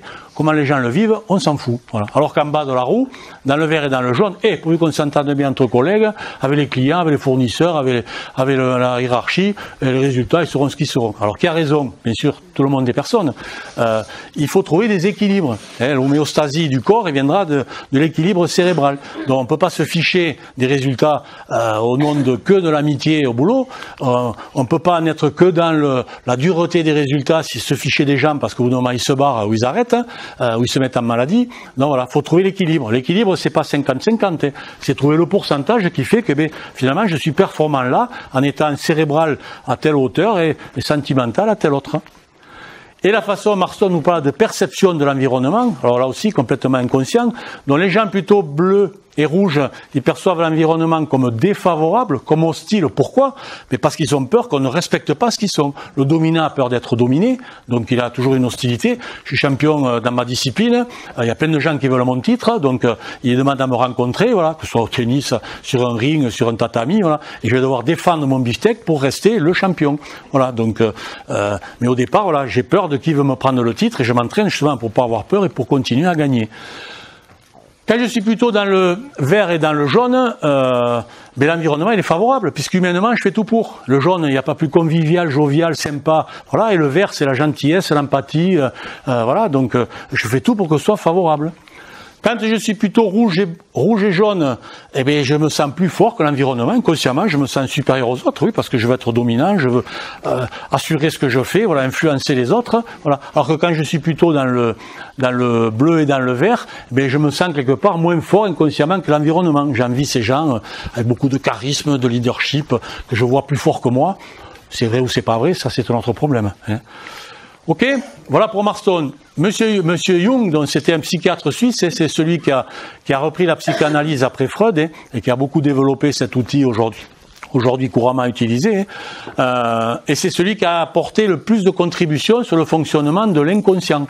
Parce qu'aujourd'hui, le cerveau, autant physiologiquement, on le maîtrise, mais comme a dit madame pour le Téléthon, on ne maîtrise que 5% des maladies. Vous voyez le travail qui reste à découvrir les autres, mais le cerveau, c'est pareil.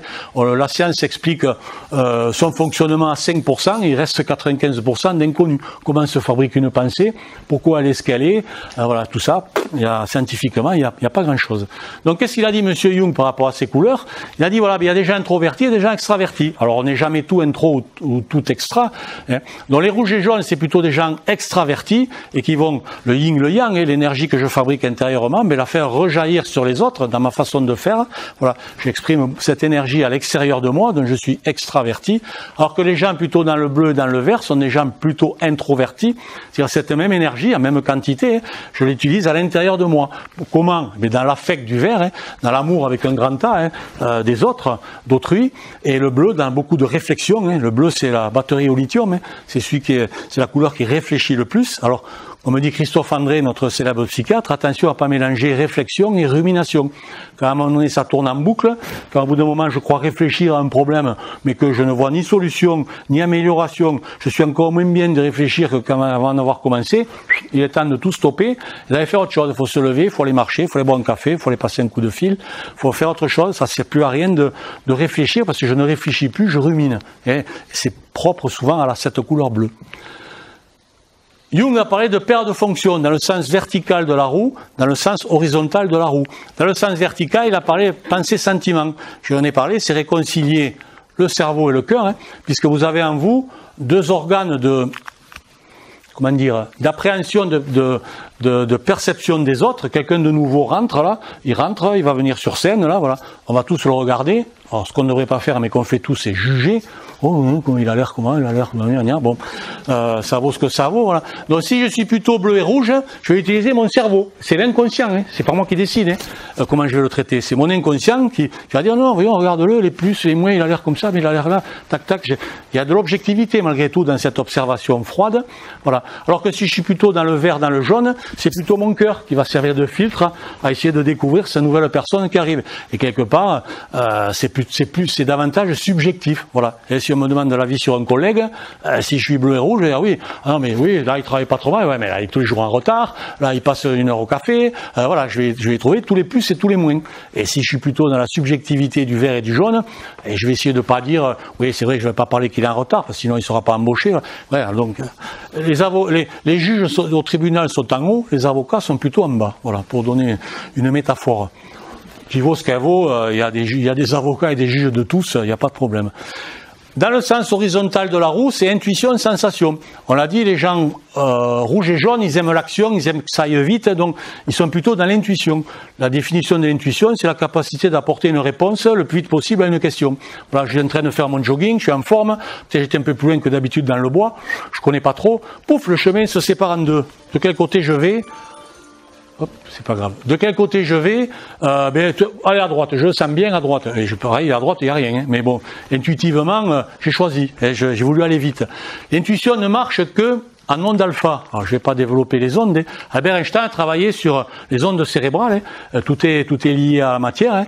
Hein. Et c'est vrai que quand on parle aujourd'hui de loi d'attraction, on a tendance à dire que on attire à soi un peu des gens à la même hauteur qui vibrent que nous, quoi. Voilà. Donc si je vibre haut dans la réussite, dans le bien-être, dans tout ça, j'ai plutôt attiré des gens aussi comme moi. Si tout va mal, si je suis en galère et tout, j'ai malheureusement tendance à attirer autour de moi, voilà, des gens. Voilà. Donc pour faire simple avec les ondes, là on est en onde bêta. Voilà, c'est l'onde au quotidien. L'onde bêta, c'est le niveau d'onde où on vit la vie de tous les jours. Pour que l'intuition fonctionne, il faut calmer d'un cran, il faut redescendre. Prendre une bonne respiration et se poser là. Et là, de suite, ça éclaircit le cerveau. D'accord ? Donc, pour les gens qui sont tout le temps plutôt excités, plutôt aller vite, s'ils arrivent à se poser, ils auront de meilleures intuitions que s'ils les font sur l'énervement. Voilà. Quant à la sensation, de l'autre côté, pour les bleus et verts, oui, j'ai 5 sens. Donc, avant de répondre à la même question auquel l'autre a répondu en 2 secondes, et moi, je vais me servir de mes sens pour voir est-ce que je peux écouter, toucher, voir, goûter. Voilà, et je me sers des 5 sens. Alors, bien sûr, ça veut dire quoi ? Ça veut dire qu'on ne réagit pas, voire ne travaille pas à la même vitesse. Ici, dans le rouge et jaune, il faut tout le temps que ça aille vite. Alors c'est bien, si je peux ne pas perdre de temps, si je peux gagner du temps, ok. Mais il y a des fois des tâches qui réclament qu'on y passe un peu plus de temps, pour pas les bâcler, pour pas se tromper, pour pas se planter, pour pas abîmer, pour pas s'abîmer dans le sport. Voilà. Donc les jaunes et rouges vont devoir apprendre à aller un peu moins vite par moment. Et bien sûr, de l'autre côté, quand je suis dans le bleu et vert, j'aime prendre mon temps, il me faut du temps pour tout faire les choses. Ok, c'est bien, mais il y a des tâches qui ne méritent pas qu'on y passe autant de temps parce qu'on n'aura pas le temps de boucler l'objectif à la date voulue pour le client. Voilà. Donc, dans le bleu et dans le vert, des fois, je dois apprendre à aller un peu plus vite par moment. Je renonce pas à la qualité habituelle, mais je dois accélérer. Chacun doit progresser en fonction de qui il est. Et donc, M. Jung a parlé d'optimisme et de pessimisme. Mais l'optimisme est lié à la couleur jaune, hein, qui voit d'abord tout ce qui va bien, en ne voyant qu'après, ou voire en ne voyant pas du tout ce qui va pas bien, alors que le bleu, c'est la couleur du pessimisme, au sens de l'inquiétude, de l'anxiété, et je vois d'abord tout ce qui va mal, voilà, avant de voir ce qui peut aller bien ou de pas le voir. Et je donne toujours le même exemple, hein. Une personne bleue ont 10 choses à faire dans la journée. Pour ce soir, pour que ma journée soit réussie, il faut que j'ai bouclé ces 10 trucs, soit au travail, que ce soit dans ma vie privée, que ce soit dans mon sport, voilà. Arrive la fin de la journée, j'en ai fait 8, les deux en ont fait 8 sur 10. Et pour le jaune, c'est fiesta, hein, champagne, j'ai 8 sur 10 quand même, et il pense même pas aux 2 trucs qu'il a pas fait, c'est pas grave, voilà. Et il se sert un coup à boire pour fêter ça. Et pour le bleu, la soirée, elle est foutue, hein. C'est le bleu, c'est, putain, j'ai pas été capable de finir ces 2 trucs, là. Je vaux rien, voilà. Et je pars dans la spirale opposée, hein. C'est ça, le pessimisme. Et le bonheur d'un côté, le malheur de l'autre. Donc, je caricature, hein. Mais attention de pas être comme ça. Il faut essayer de tout voir. Je dis toujours aux gens, endormez-vous, dans les derniers moments, on a tout éteint, tout ça, en essayant de penser à 2-3 points positifs de la journée. Voilà, qu'est-ce qui a enchanté un peu ma journée?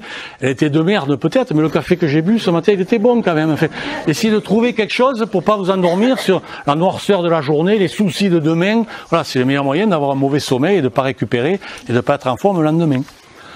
Le rappel très important, hein, on n'est pas une couleur. Souvent, après, quand j'ai enseigné ça depuis 20 ans, et déjà, après, il s'est dit, toi le rouge, toi la jaune, toi. Alors, attention de ne pas être trop étiqueté.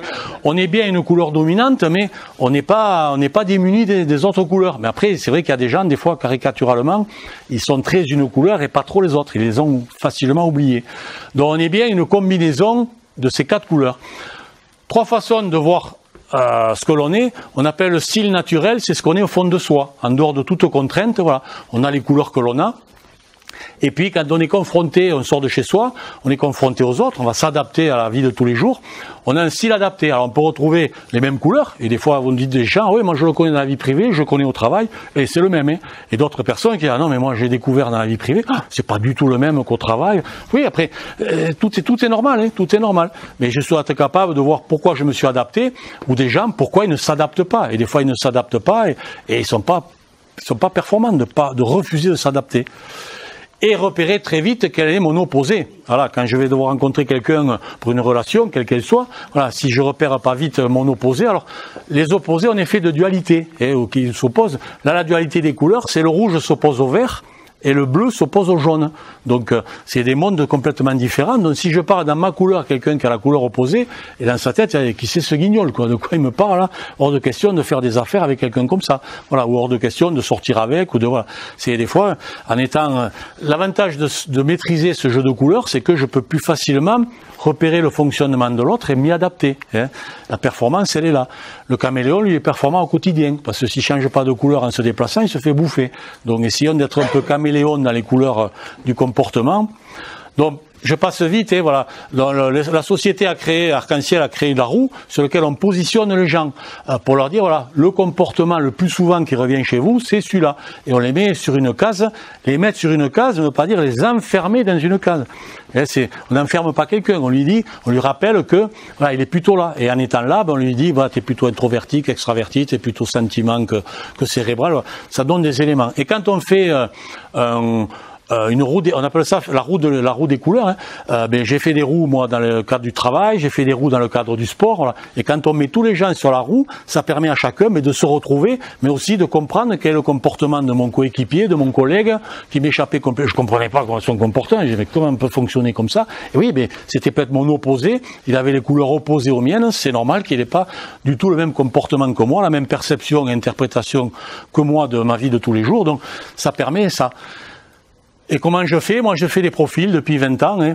Je fais des profils de couleurs. Hein. Donc, c'est en fonction d'un test. Les gens, en répondant au test, on voit apparaître leurs couleurs au naturel, leurs couleurs en adapté. On voit si c'est équilibré ou pas, ou si c'est très différent. Et dans le débriefing, on voit avec la personne pourquoi elle est très différente dans son quotidien adapté, professionnel, sportif, boulot, ou que dans son quotidien en famille. Voilà. Donc, et on estime qu'une couleur est dominante pour quelqu'un lorsqu'elle dépasse 50% d'intensité.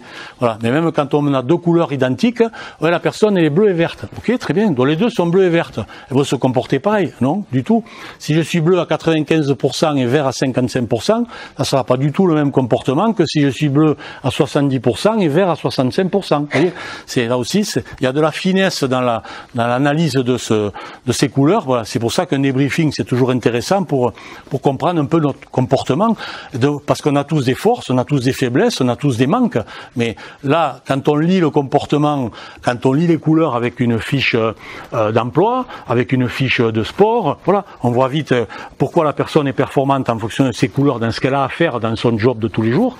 Et là où c'est qu'elle peut avoir des manques ou des soucis. Et justement, le but après, c'est toujours garder les points forts, bien sûr, les entretenir, mais aussi donner un peu de temps à travailler ce qui manque pour essayer de relever les choses, sachant que les couleurs sont toujours en nous. Même si on les a oubliées depuis 10 ans, 20 ans, 30 ans, Jung dit elles existent. À nous d'aller les réveiller pour retrouver, pour performer davantage, en allant chercher la couleur qui va mieux pour résoudre la situation avec une personne, avec quelque chose à faire.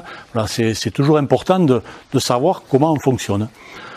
Dans le bonheur, pour avoir le bonheur, il faut avoir déjà une bonne perception de soi. Notre cerveau nous conforte dans ce qu'on est. Voilà. Quand on dit oui, moi j'ai ma vérité à moi, oui, ma vérité à moi, mon cerveau va toujours tout faire pour renforcer ce que je crois. Or c'est bien et c'est pas bien, hein, parce que c'est très subjectif.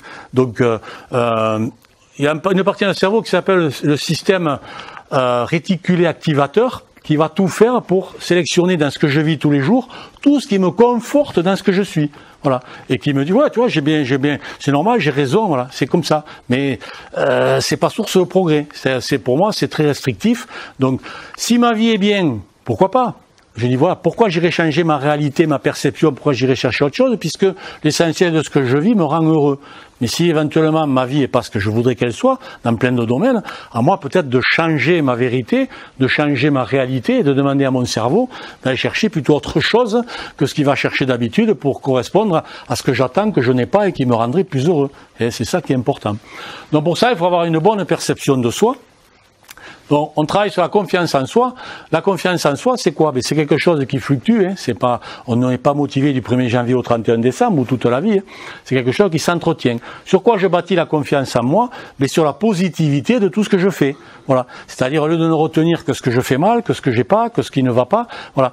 Je m'appuie voilà, je me retourne et j'ai quand même fait du chemin depuis un mois, depuis un an, depuis 10 ans. Voilà. Il faut que j'en ai conscience de ça. Et que je laisse pas mon inconscient à 80% du temps avec un gros moteur me dire que ceci, que cela, que je suis pas capable, que j'ai pas trop évolué. Des fois, les gens s'auto-sabotent eux-mêmes de leur estime d'eux-mêmes, c'est pas bon. Donc la confiance, je la bâtis chaque soir en prenant conscience de tout ce que j'ai fait de bien dans la journée. Et voilà. Et c'est que comme ça que je rajoute du charbon dans le moteur du train pour qu'il continue à avancer. Parce que la dualité de la confiance en soi, c'est le doute. Si je laisse le doute m'envahir, c'est fichu. Et non, mais je suis pas capable, je le savais, toi. Et après, on va se conforter dans la vérité que l'on a de soi, que, mais voilà, on m'avait dit de tenter. J'ai tenté, mais tu vois, je suis pas arrivé. Bien sûr, si je suis arrivé en me disant, bon, j'y arriverai pas, j'ai donné l'ordre à mon cerveau de pas m'aider à y arriver. Bon, le cerveau, il a rien fait, et quelque part, bien sûr que je suis pas arrivé. Mais si je m'auto-conforte dans ça, jamais je pourrai évoluer. Donc la confiance en moi, je me la bâtis sur tout ce dont je prends conscience tous les jours, qui vont bien, et que j'améliore en permanence, surtout que c'est souvent le cas. Il faut se voir différemment. L'estime de soi, oui, si j'ai pas une bonne estime de moi-même, ça va être dur pour la confiance et dur pour le bonheur. L'estime de soi, je dis toujours, c'est 3 piliers, pour faire simple. Le premier pilier, c'est s'accepter tel qu'on est. Il y a des gens, des fois, dès qu'ils sont devant leur glace, tout seuls, ils s'acceptent déjà plus.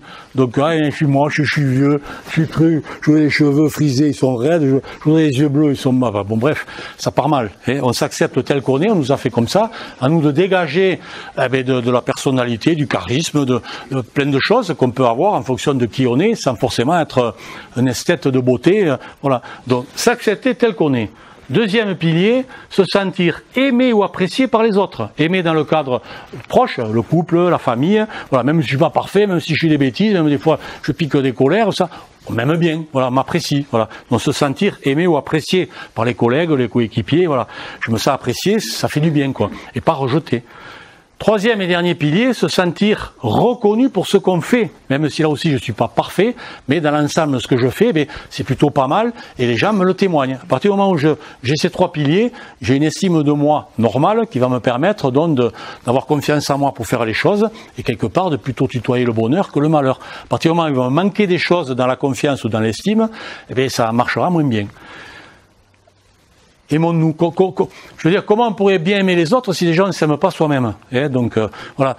Des fois, on est capable de faire des choses extraordinaires pour un ami dans la merde, dans la panade, et on n'est pas capable à soi-même, quand il nous arrive la même chose, de déployer autant d'énergie qu'on a déployé pour l'autre. Commençons à savoir nous aider, nous apprécier, nous aimer nous-mêmes. C'est pas de l'égoïsme, il en faut une petite part pour pouvoir ensuite aider les autres vraiment sincèrement avec toute la force possible.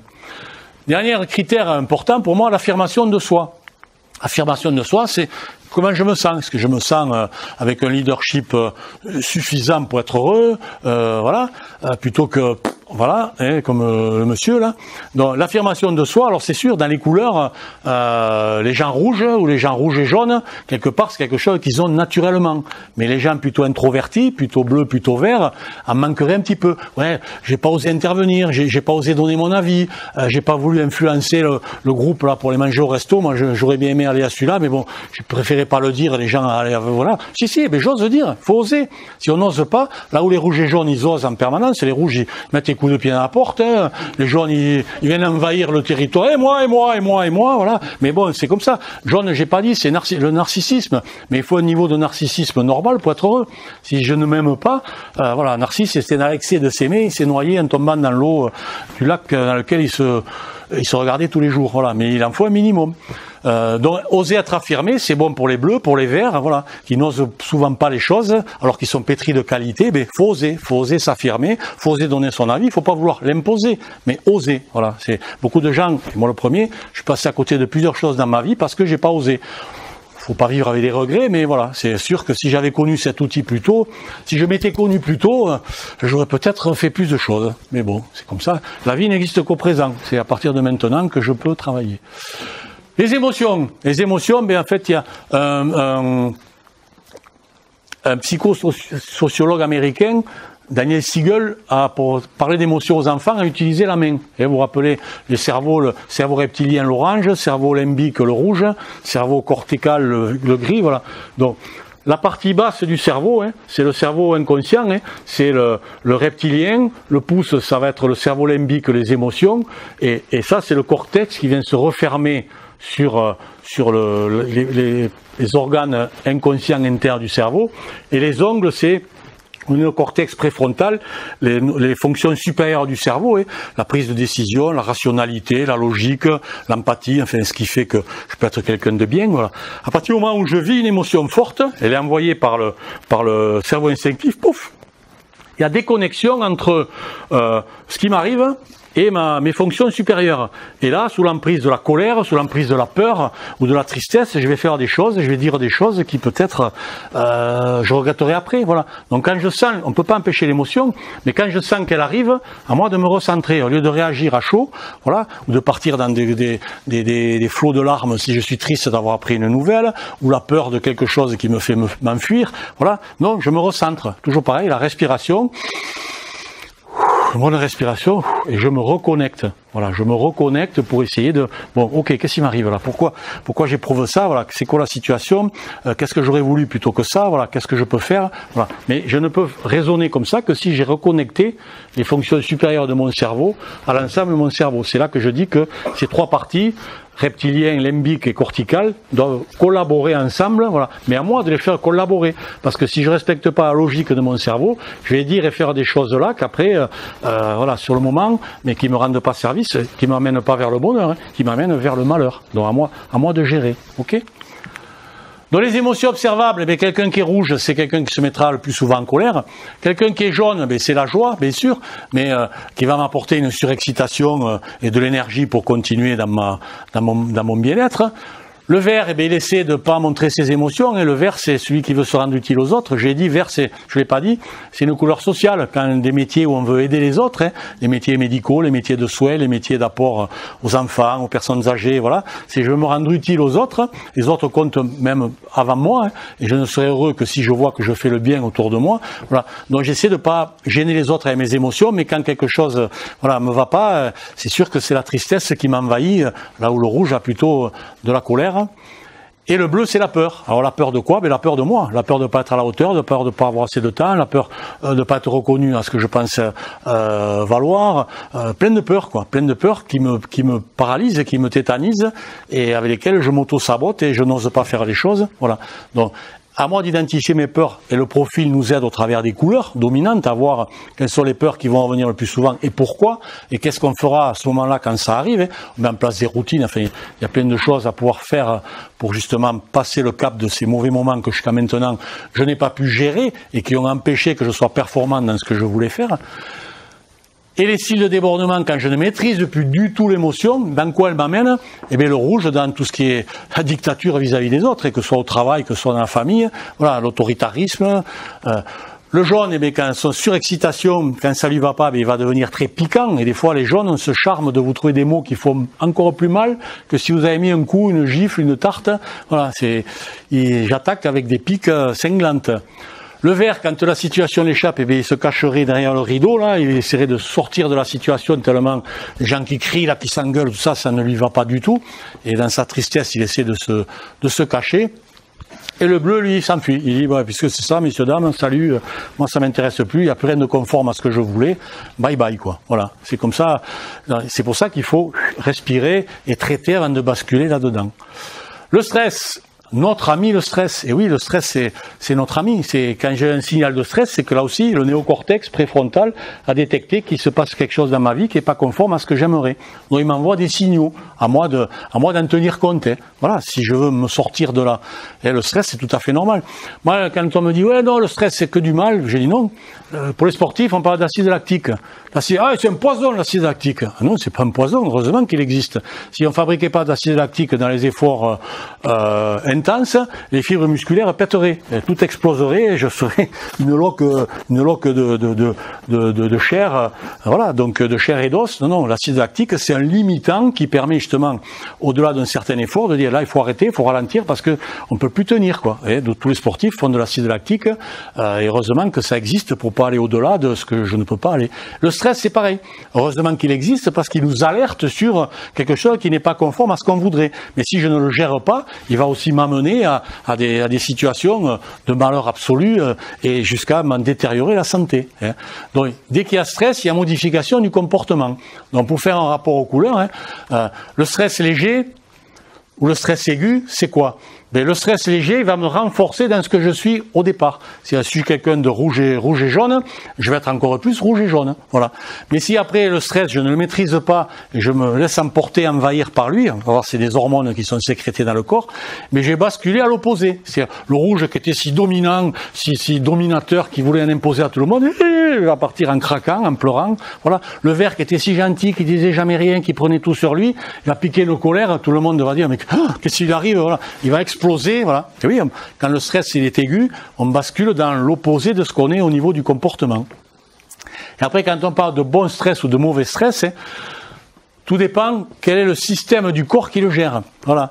Tout ce qui est défense immédiate, le stress immédiat, quelqu'un m'a fait peur, ou je vois un chien qui arrive, ou je détecte une situation, là, cette personne-là est plutôt agressive, c'est mon client, ou c'est la personne que je vais voir. Voilà. Donc, c'est le système nerveux qui va traiter ce stress immédiat, d'accord? Tout ce qui est nerf, c'est pour ça que je dis la connexion avec le corps du cerveau est importante.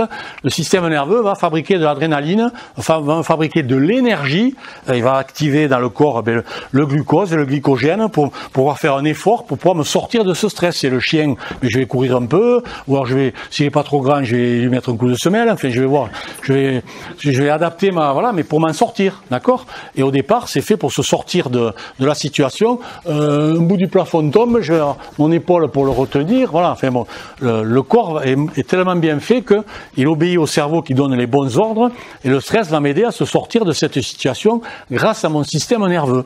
Mais ce qui est mauvais aujourd'hui, c'est ce qu'on appelle le stress chronique. C'est les gens qui, toute la journée, ruminent leur vie. Et toute la soirée, voilà, rien ne va. Au boulot, à la maison, voilà. Et ce stress nerveux, il est plus géré par le système nerveux central, il est géré par notre système hormonal. Et là, c'est les hormones qui rentrent en ligne de compte. De la même façon que si je traite pas mon stress immédiat dans les minutes qui suivent, je vais basculer aussi dans ce même système hormonal, et c'est mes glandes surrénales, et c'est comme des grappes de raisin qu'on a au-dessus des reins, là, qui vont fabriquer le fameux cortisol, et l'hormone du stress négatif.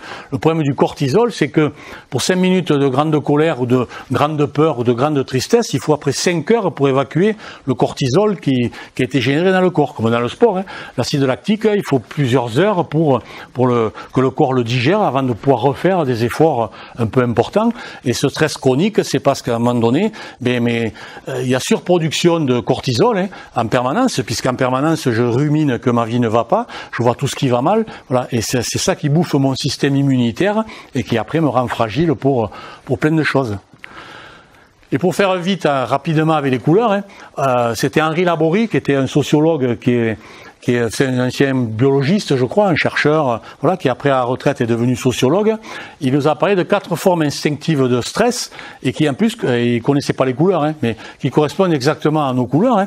Il a parlé de le premier stress, c'est le bon stress, c'est l'activation de l'action. C'est ce qui me donne l'énergie à voir que tout va bien et à continuer avec. On va le rapprocher plutôt de la couleur jaune, quand tout va bien et que j'ai la joie que tout aille bien et le plaisir que je ressens de bien faire. Deuxième forme de stress, le stress de lutte. C'est-à-dire qu'à un moment donné, hop, par rapport à quelque chose, par rapport à quelqu'un, je sens que mon cerveau me dit, oups là, il y a agressivité là, attention, le mail que tu reçois ou la personne à comment elle te parle, voilà. Stress de lutte. Alors c'est sûr que si je suis rouge, c'est de suite celui qui va s'allumer, voilà. Et je vais voir si je peux lutter ou pas. Et je vais lutter pour essayer de me sortir de la situation. Si je ne sais pas lutter, troisième forme de stress, stress de fuite. Stress de fuite, ça va correspondre à la couleur bleue. Et on l'a dit, quand j'ai trop peur, eh bien, je m'en vais. Voilà. Donc, stress de fuite. Après, Henri Laborie parlait de la fuite élogieuse aussi. Il n'y a pas que fuite, je m'enfuis de peur. Je vais essayer de contourner l'obstacle aussi. C'est une forme de fuite. Voilà. Et quand je ne sais ni lutter ni fuir, eh bien, je vais avoir un stress d'inhibition. Eh bien, mon cerveau va me dire, c'est l'inconscient qui pilote tout ça. Hein. L'instinct, le cerveau reptilien. Eh bien, il va dire, ne bouge pas. Hein. Moi, je fais de la boxe, 1m90, 100 kg. Voilà. Un gars arrive, il fait 1m20, truc, il me met un rasoir là. Il me dit ton portable et ton téléphone. Je dis oui monsieur, prends-le dans la poche là, parce que mon cerveau il dit si tu bouges, la lame qui te plante, là t'es mort. Donc le cerveau, c'est le cerveau qui va dicter quelle forme de stress je vais mettre en place. Hein. Tout ce que je peux prévoir au début, ouais on fait de la boxe, ils ont qu'à venir, si à un moment donné ils viennent et que je me sens un truc, peut-être mon cerveau me dit bon, laisse-toi faire sinon t'es mort. Quoi, voilà. Donc c'est bien l'inconscient qui va piloter la forme de stress que je vais utiliser. Donc pour finir, comment atténuer ces effets négatifs du stress ou des émotions fortes? Mais en premier, je l'ai dit, la respiration. Dès que vous sentez un moment de stress, de suite, il faut prendre une grande inspiration. Voilà. Et la moitié des gens respirent mal. C'est quand ils inspirent, ils creusent le ventre. C'est pas ce qu'il faut faire. Quand j'inspire, il faut sortir le ventre, il faut remplir l'air des poumons, il faut remplir le ventre d'air aussi. Voilà. Et quand j'expire, c'est là que je vais vider et que je vais creuser le ventre. Vous ferez le test avec la main, la moitié des gens ne respirent pas comme il faut. D'accord? Donc là, j'ai besoin de respirer abdominalement. C'est-à-dire, je vais faire intervenir le ventre. Pourquoi? Parce que il y a un muscle qui sépare la partie respiratoire de la partie digestive qui s'appelle le diaphragme. Et le fait de travailler la respiration avec les abdos, j'active le diaphragme et le diaphragme, il appuie sur les glandes surrénales. Donc, il empêche après les glandes surrénales de produire ce fameux cortisol. Donc, et on va s'apercevoir que si on fait de la cohérence cardiaque, eh bien, c'est le cerveau qui dit au cœur de respirer calmement. Donc, on utilise souvent la méthode 365. Rappelez-vous ça, 365, comme les jours dans l'année. 3 fois par jour, vous essayez de respirer 6 fois dans la minute. Et vous faites ça pendant 5 minutes. Alors vous essayez de tenir, l'idéal c'est 5 secondes. Et j'inspire pendant 5 secondes.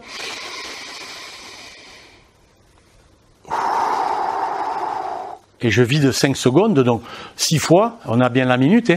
Donc, si vous passez un électrocardiogramme à ce moment-là, vous verrez que le battement du cœur se stabilise à une pulsation près. Alors que si on fait un électro en temps normal, un coup on est à 70, un coup on est à 72, un coup on est à 68, ça varie toutes les minutes.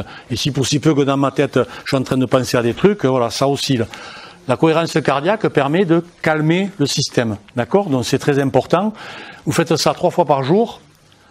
6 inspirations, 6 expirations pendant 5 minutes et vous verrez que ça ira beaucoup mieux. Les avantages de ça, baisse du cortisol, l'hormone du stress, réduction de l'hypertension, on apprend à lâcher prise, et je ne l'ai pas dit, la couleur jaune, c'est la couleur qui aide à relativiser les choses. Un jaune, vous l'insultez, 1 heure après, ça ne rappelle même plus, mais moi un café avec vous. Le bleu, vous l'insultez, 10 ans après, il vous ressort le jour et l'heure et l'insulte que vous lui avez donnée.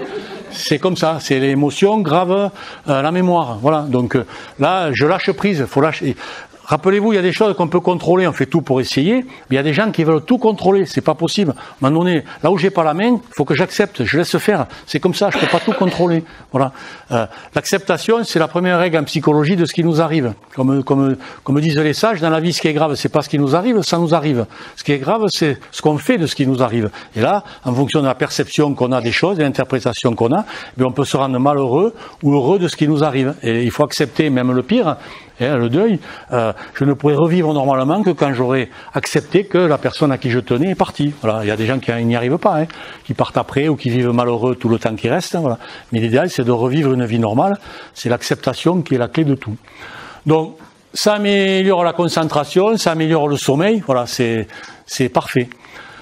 Sachez aussi vous témoignez de la gratitude, comment témoigner aux gens qui vous aident, qui vous ont apporté quelque chose. Le fait de dire merci, ça fait du bien à la personne, et ça fait du bien à moi aussi. Et d'abord, se témoigner de la gratitude envers soi par rapport à tout ce qu'on fait de bien pour soi, c'est important. C'est une valeur qui est cultivée aujourd'hui, et que les gens disent, bon, c'est la foutaise, tout ça. Non, c'est pas foutaise. La psychologie montre que les gens qui utilisent la gratitude régulièrement vont beaucoup bien mieux au quotidien. Et ils sont plus proches d'être heureux, d'être dans cette gratitude que d'être malheureux et d'en manquer. Sachez travailler votre résilience. Et oui, dans la vie, il va nous arriver plein de choses. Voilà. Et soyons prêts à ça. Dans l'entreprise, dans le sport, voilà. Si tout n'est pas une vie, un long fleuve tranquille, voilà. Mais je me prépare à ça. Je sais que dans ma vie, je vais avoir des mauvais moments, je vais avoir des échecs. Et les échecs, sans échecs, il n'y aura jamais de réussite. Donc, la dualité, échec-réussite, quelqu'un qui n'a jamais été malheureux, c'est parce que c'est le bonheur. Il l'apprécie pas. Voilà. À partir du moment où on en a manqué, on sait ce que c'est. C'est pareil pour la santé, c'est pareil pour plein de choses.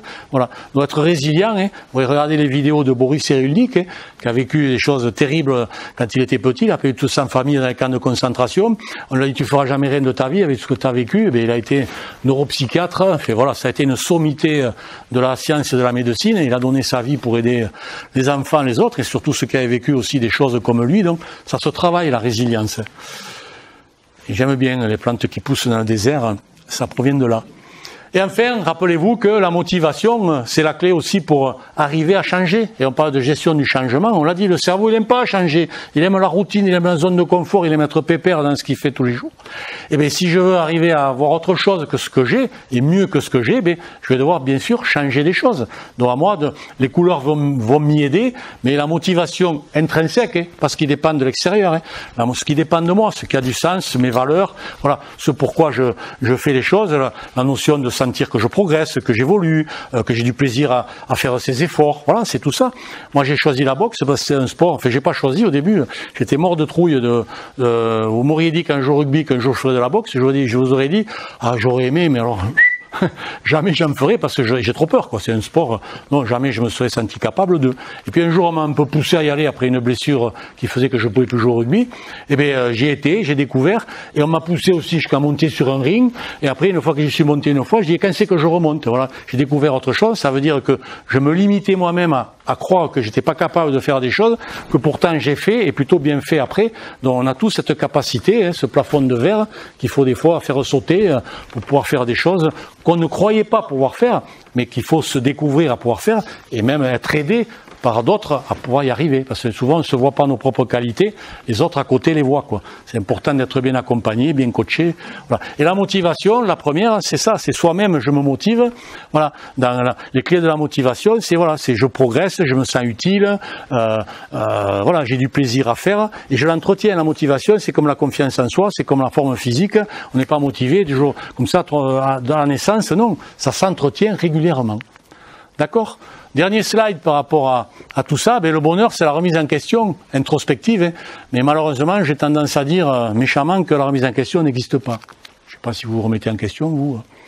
Moi, je rencontre que des gens, la remise en question, non.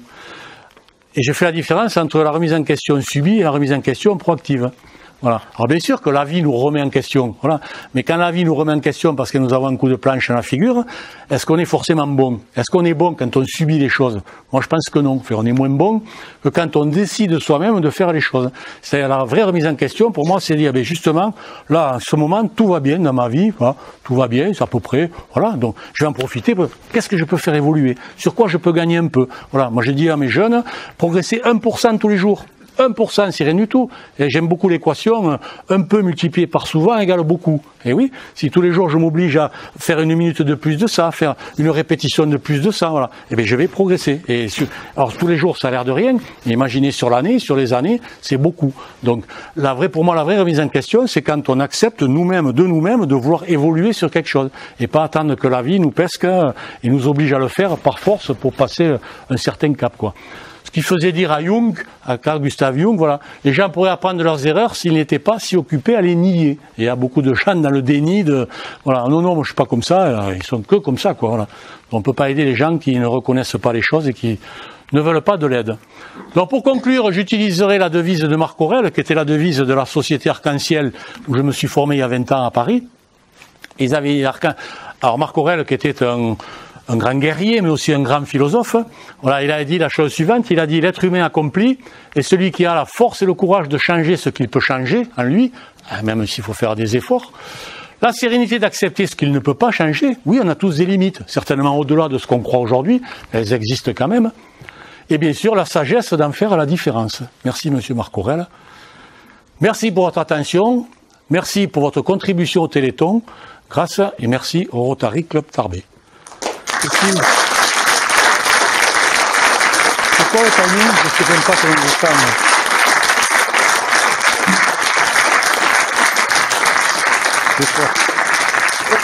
Donc si vous avez des questions, je suis prêt à y répondre éventuellement.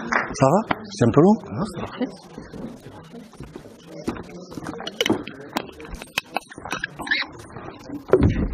Si, comme l'a dit Jean-Michel, si certains ont des questions, je vais faire passer le micro. Est-ce que certains éventuellement ont des questions à poser par rapport à ce que vous avez entendu ce soir? Ne soyez pas timides. Est-ce que ça vous a aidé? Est-ce que vous avez un peu de compréhension de... Tu veux récupérer le micro? Un peu de compréhension de votre comportement? Est-ce que vous identifiez une couleur ou deux couleurs? Voilà, c'est... On me dit souvent, ouais, toi, Jean-Mi, tu juges les gens. Non, je juge pas.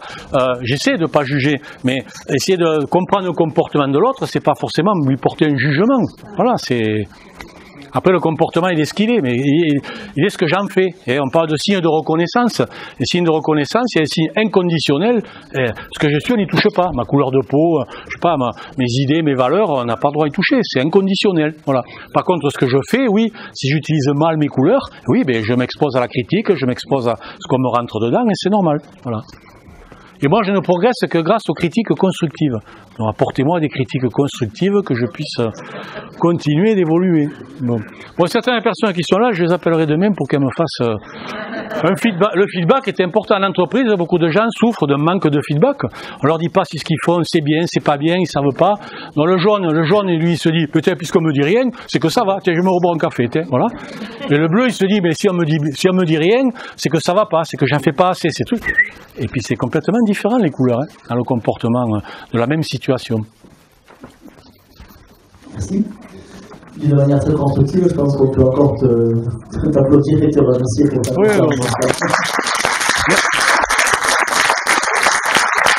Merci de votre écoute, de votre patience.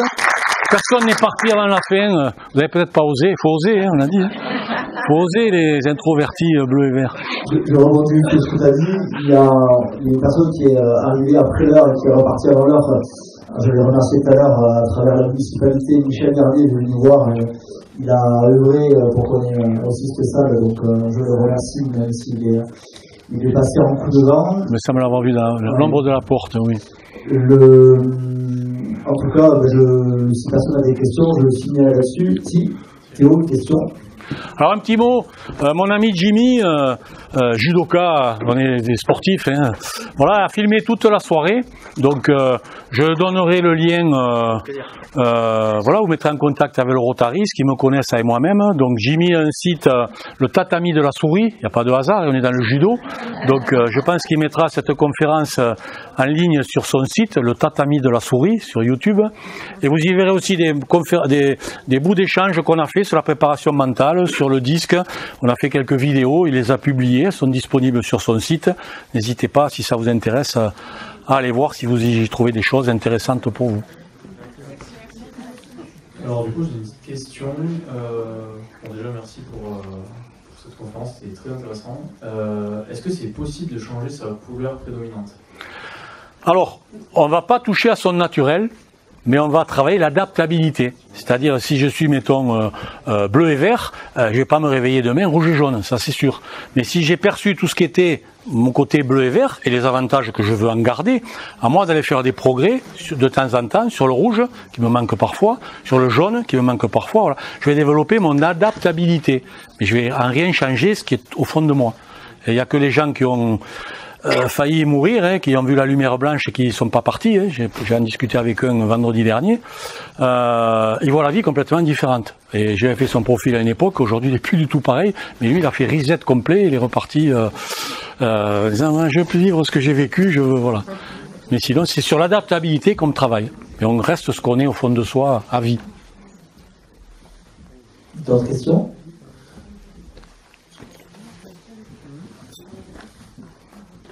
C'est la force aujourd'hui, il faut travailler son adaptabilité, tout change tellement vite, si on ne s'adapte pas, on souffre.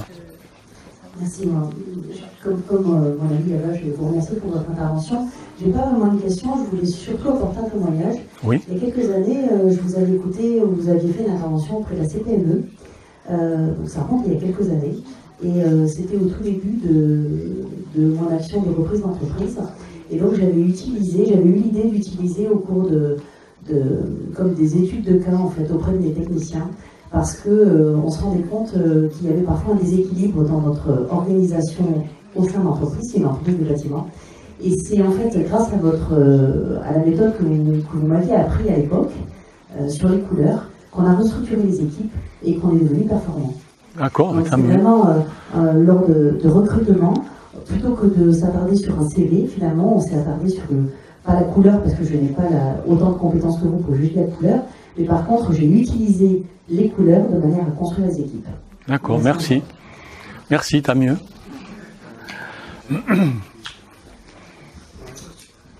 T'as plu?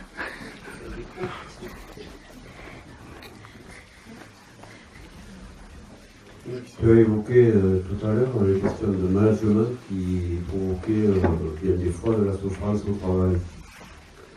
Ça me rappelait les manifestations en France pour la réforme de la retraite qui revient un peu à l'actualité maintenant. Ciao. Et au départ, je me disais, mais la retraite, dans plusieurs pays européens, ils en apprennent plus tard que chez nous.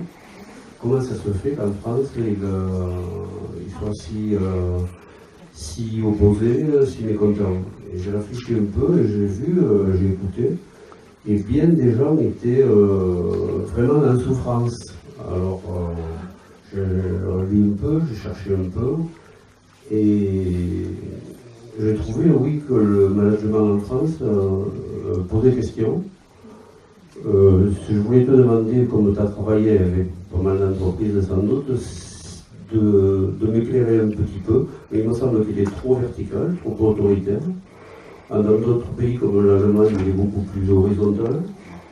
Alors voilà, je te pose cette question sur la souffrance au travail, que je ressentis moi à travers les gens qui s'exprimaient par rapport à la réforme des retraites il y a quelques années. Et voilà. Ok, alors il faut distinguer la partie politique qui, voilà, c'est la partie politique du sujet. Moi, j'aurais pu partir à 62 ans, je suis parti à 64. Bon, ça m'a rien rapporté de plus, mais bon, j'étais content de bosser, donc j'ai cumulé pour pas grand-chose, mais pour le plaisir de continuer à travailler. Et après, alors le sort du management, moi je l'ai fouillé ça fait 7 ans que j'enseigne le management à l'IUT. En fait, le gros problème du management français, c'est que 70% des managers français de 45 à 65 ans sont managers parce qu'ils le méritent en termes d'expertise professionnelle, mais ils n'ont pas été formés à manager. Voilà, ils n'ont jamais été formés. On leur a appris 4 trucs, comment on anime une réunion, comment on reçoit un collaborateur, ok, mais c'est très process, mais il n'y a pas d'humain, quoi. Voilà, donc forcément, il n'y a pas il faut les former à l'humain. Moi, j'ai dit aux étudiants à l'IUT, écoutez, vous avez 7 € sur vous allez sur Amazon, vous achetez un management pour les nuls. Et c'est un super bouquin, il y a tout dedans. Il y a tout ce qu'un manager doit faire. Ok, mais moi je vais vous enseigner comment il va le faire, en fonction de qui il va le faire, en fonction de la sensibilité ou pas des gens, voilà, l'envie ou pas des gens de travailler. Voilà, c'est tout ça, c'est ça qui est important, c'est le côté humain. Et après, je devrais dire qu'aussi malheureusement, dans ceux qui souffrent, il y en a qui sont heureux de souffrir. Malheureusement, ils font pas voilà. On est vraiment dans le je subis tout, voilà, et j'ai aucune énergie pour essayer de m'en sortir, pour essayer c'est triste, mais moi j'en ai côtoyé beaucoup, voilà.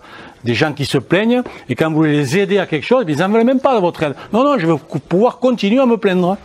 Là, tu peux rien faire. Donc, tu vois, il y a 1000 facettes d'aborder les choses.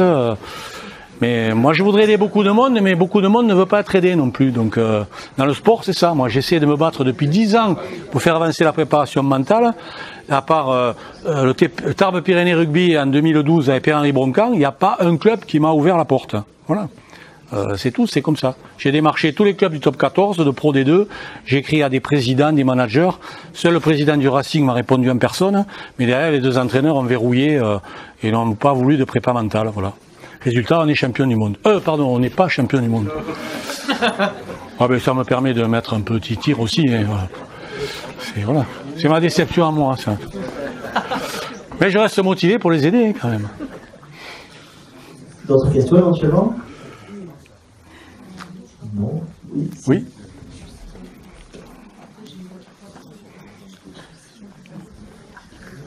Après, je suis pas politiquement correct et bon, voilà, je suis un peu électron libre aussi, ça favorise pas le consensus, voilà, non, du tout. Alors, je voulais juste te dire merci pour votre travail.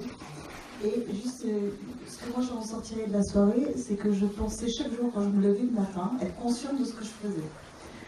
Alors, à partir de demain, je vais me mettre en difficulté pour être sûre d'être consciente, en fait. Non, c'est pas se mettre en difficulté, non, mais... Je pensais réellement que la partie, que chaque matin, quand je me levais, j'étais consciente de faire avancer mon boulot, faire tout ça. Et dans votre explication, évidemment, je me dis, bon, si vraiment je veux avoir cet esprit de conscience, il faut que je me donne un peu de mal. Pas forcément. Observez, continuez votre philosophie d'aujourd'hui, voilà, et observez, ressentez les choses. Tant que tout va bien, voilà, votre néocortex va vous dire si c'est bon ou pas bon ce que vous vivez, si c'est conforme à ce que vous attendez ou pas. Et quand c'est pas conforme, voilà, vous ne laissez pas embarquer dans des émotions, du stress trop fort, voilà.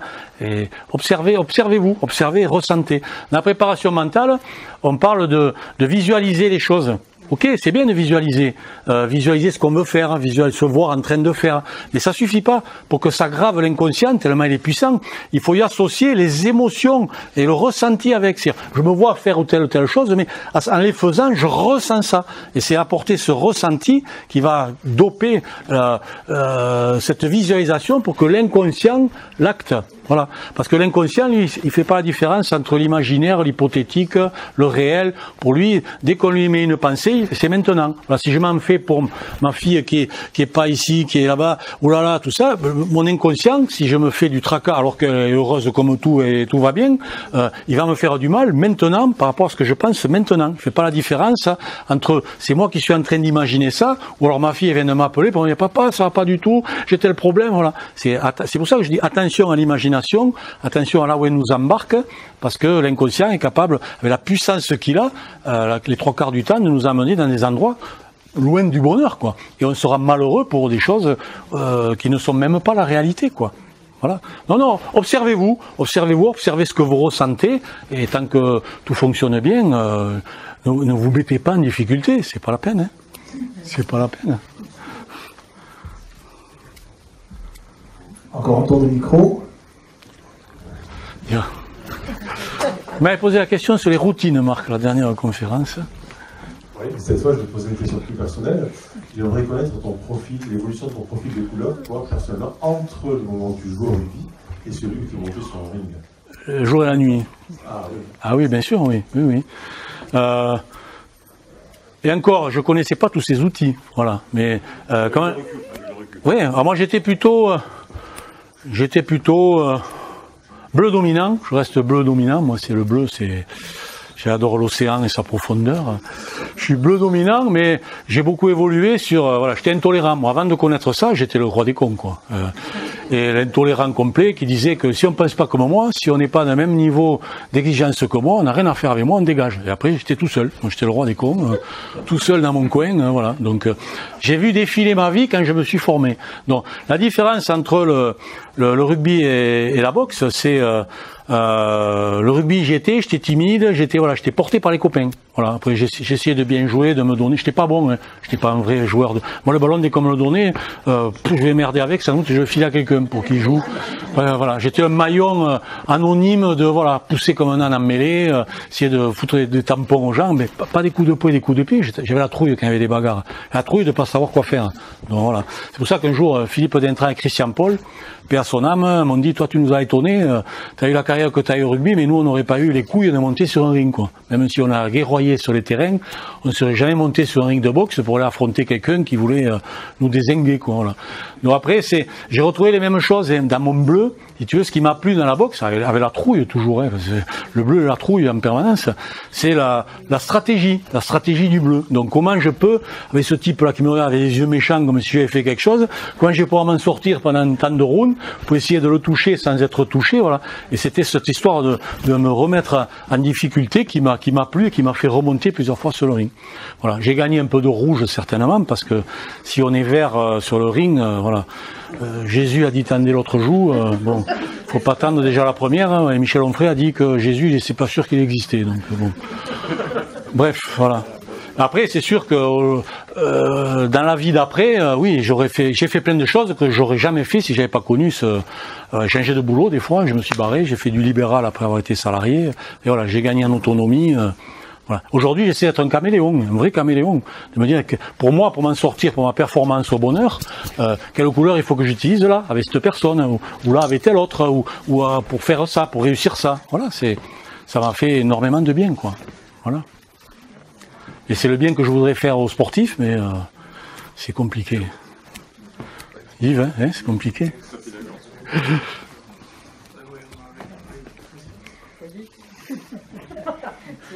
Merci Théo d'avoir commencé. Bon, moi je serais plutôt, je pense, dominante verte, donc en théorie je suis pas censée intervenir, mais je me dis que ce soir... C'est bien, ça s'appelle un progrès d'affirmation. Non, moi je voulais juste savoir concrètement au quotidien, dans votre travail, comment vous aidez les sportifs, j'ai entendu. C'est en groupe, c'est comment vous fonctionnez? Alors au départ c'est individuel.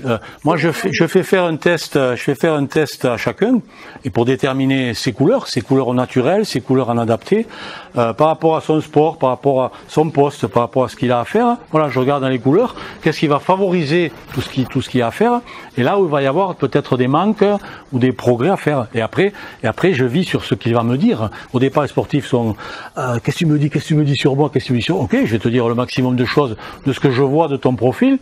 Après j'ai d'autres tests de prépa mentale, de l'INSEP et tout ça, mais après c'est toi, qu'est-ce que tu me dis, comment tu vis tel moment, parle-moi des derniers moments où tu as eu des soucis, voilà, est-ce que c'est toujours le même souci qui revient dans ta compétition, voilà.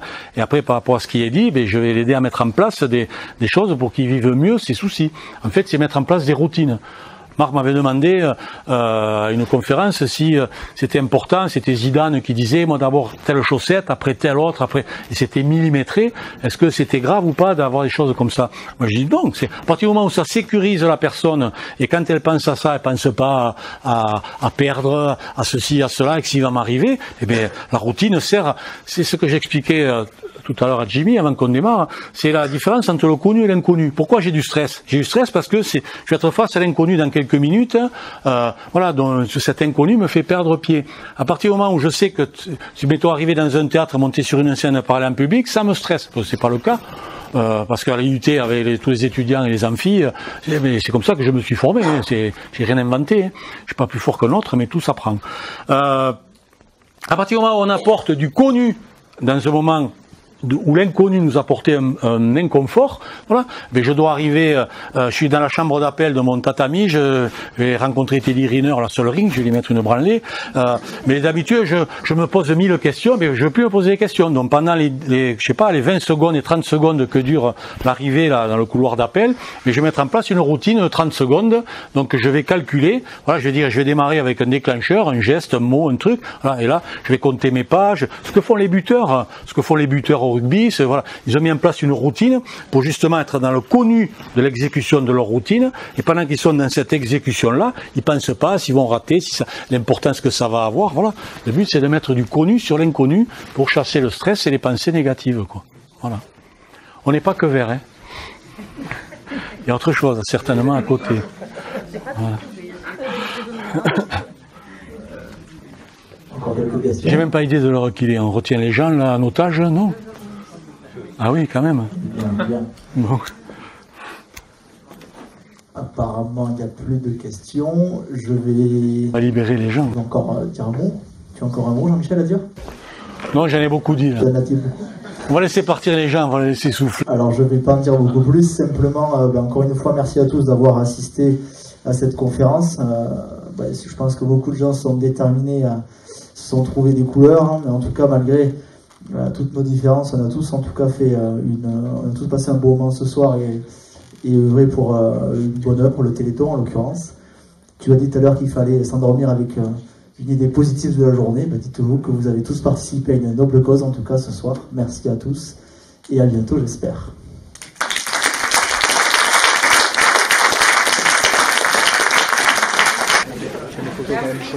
Oui, allez, très bien. Ah bah oui, parfait. J'ai adoré. Oui, bon, t'as mieux.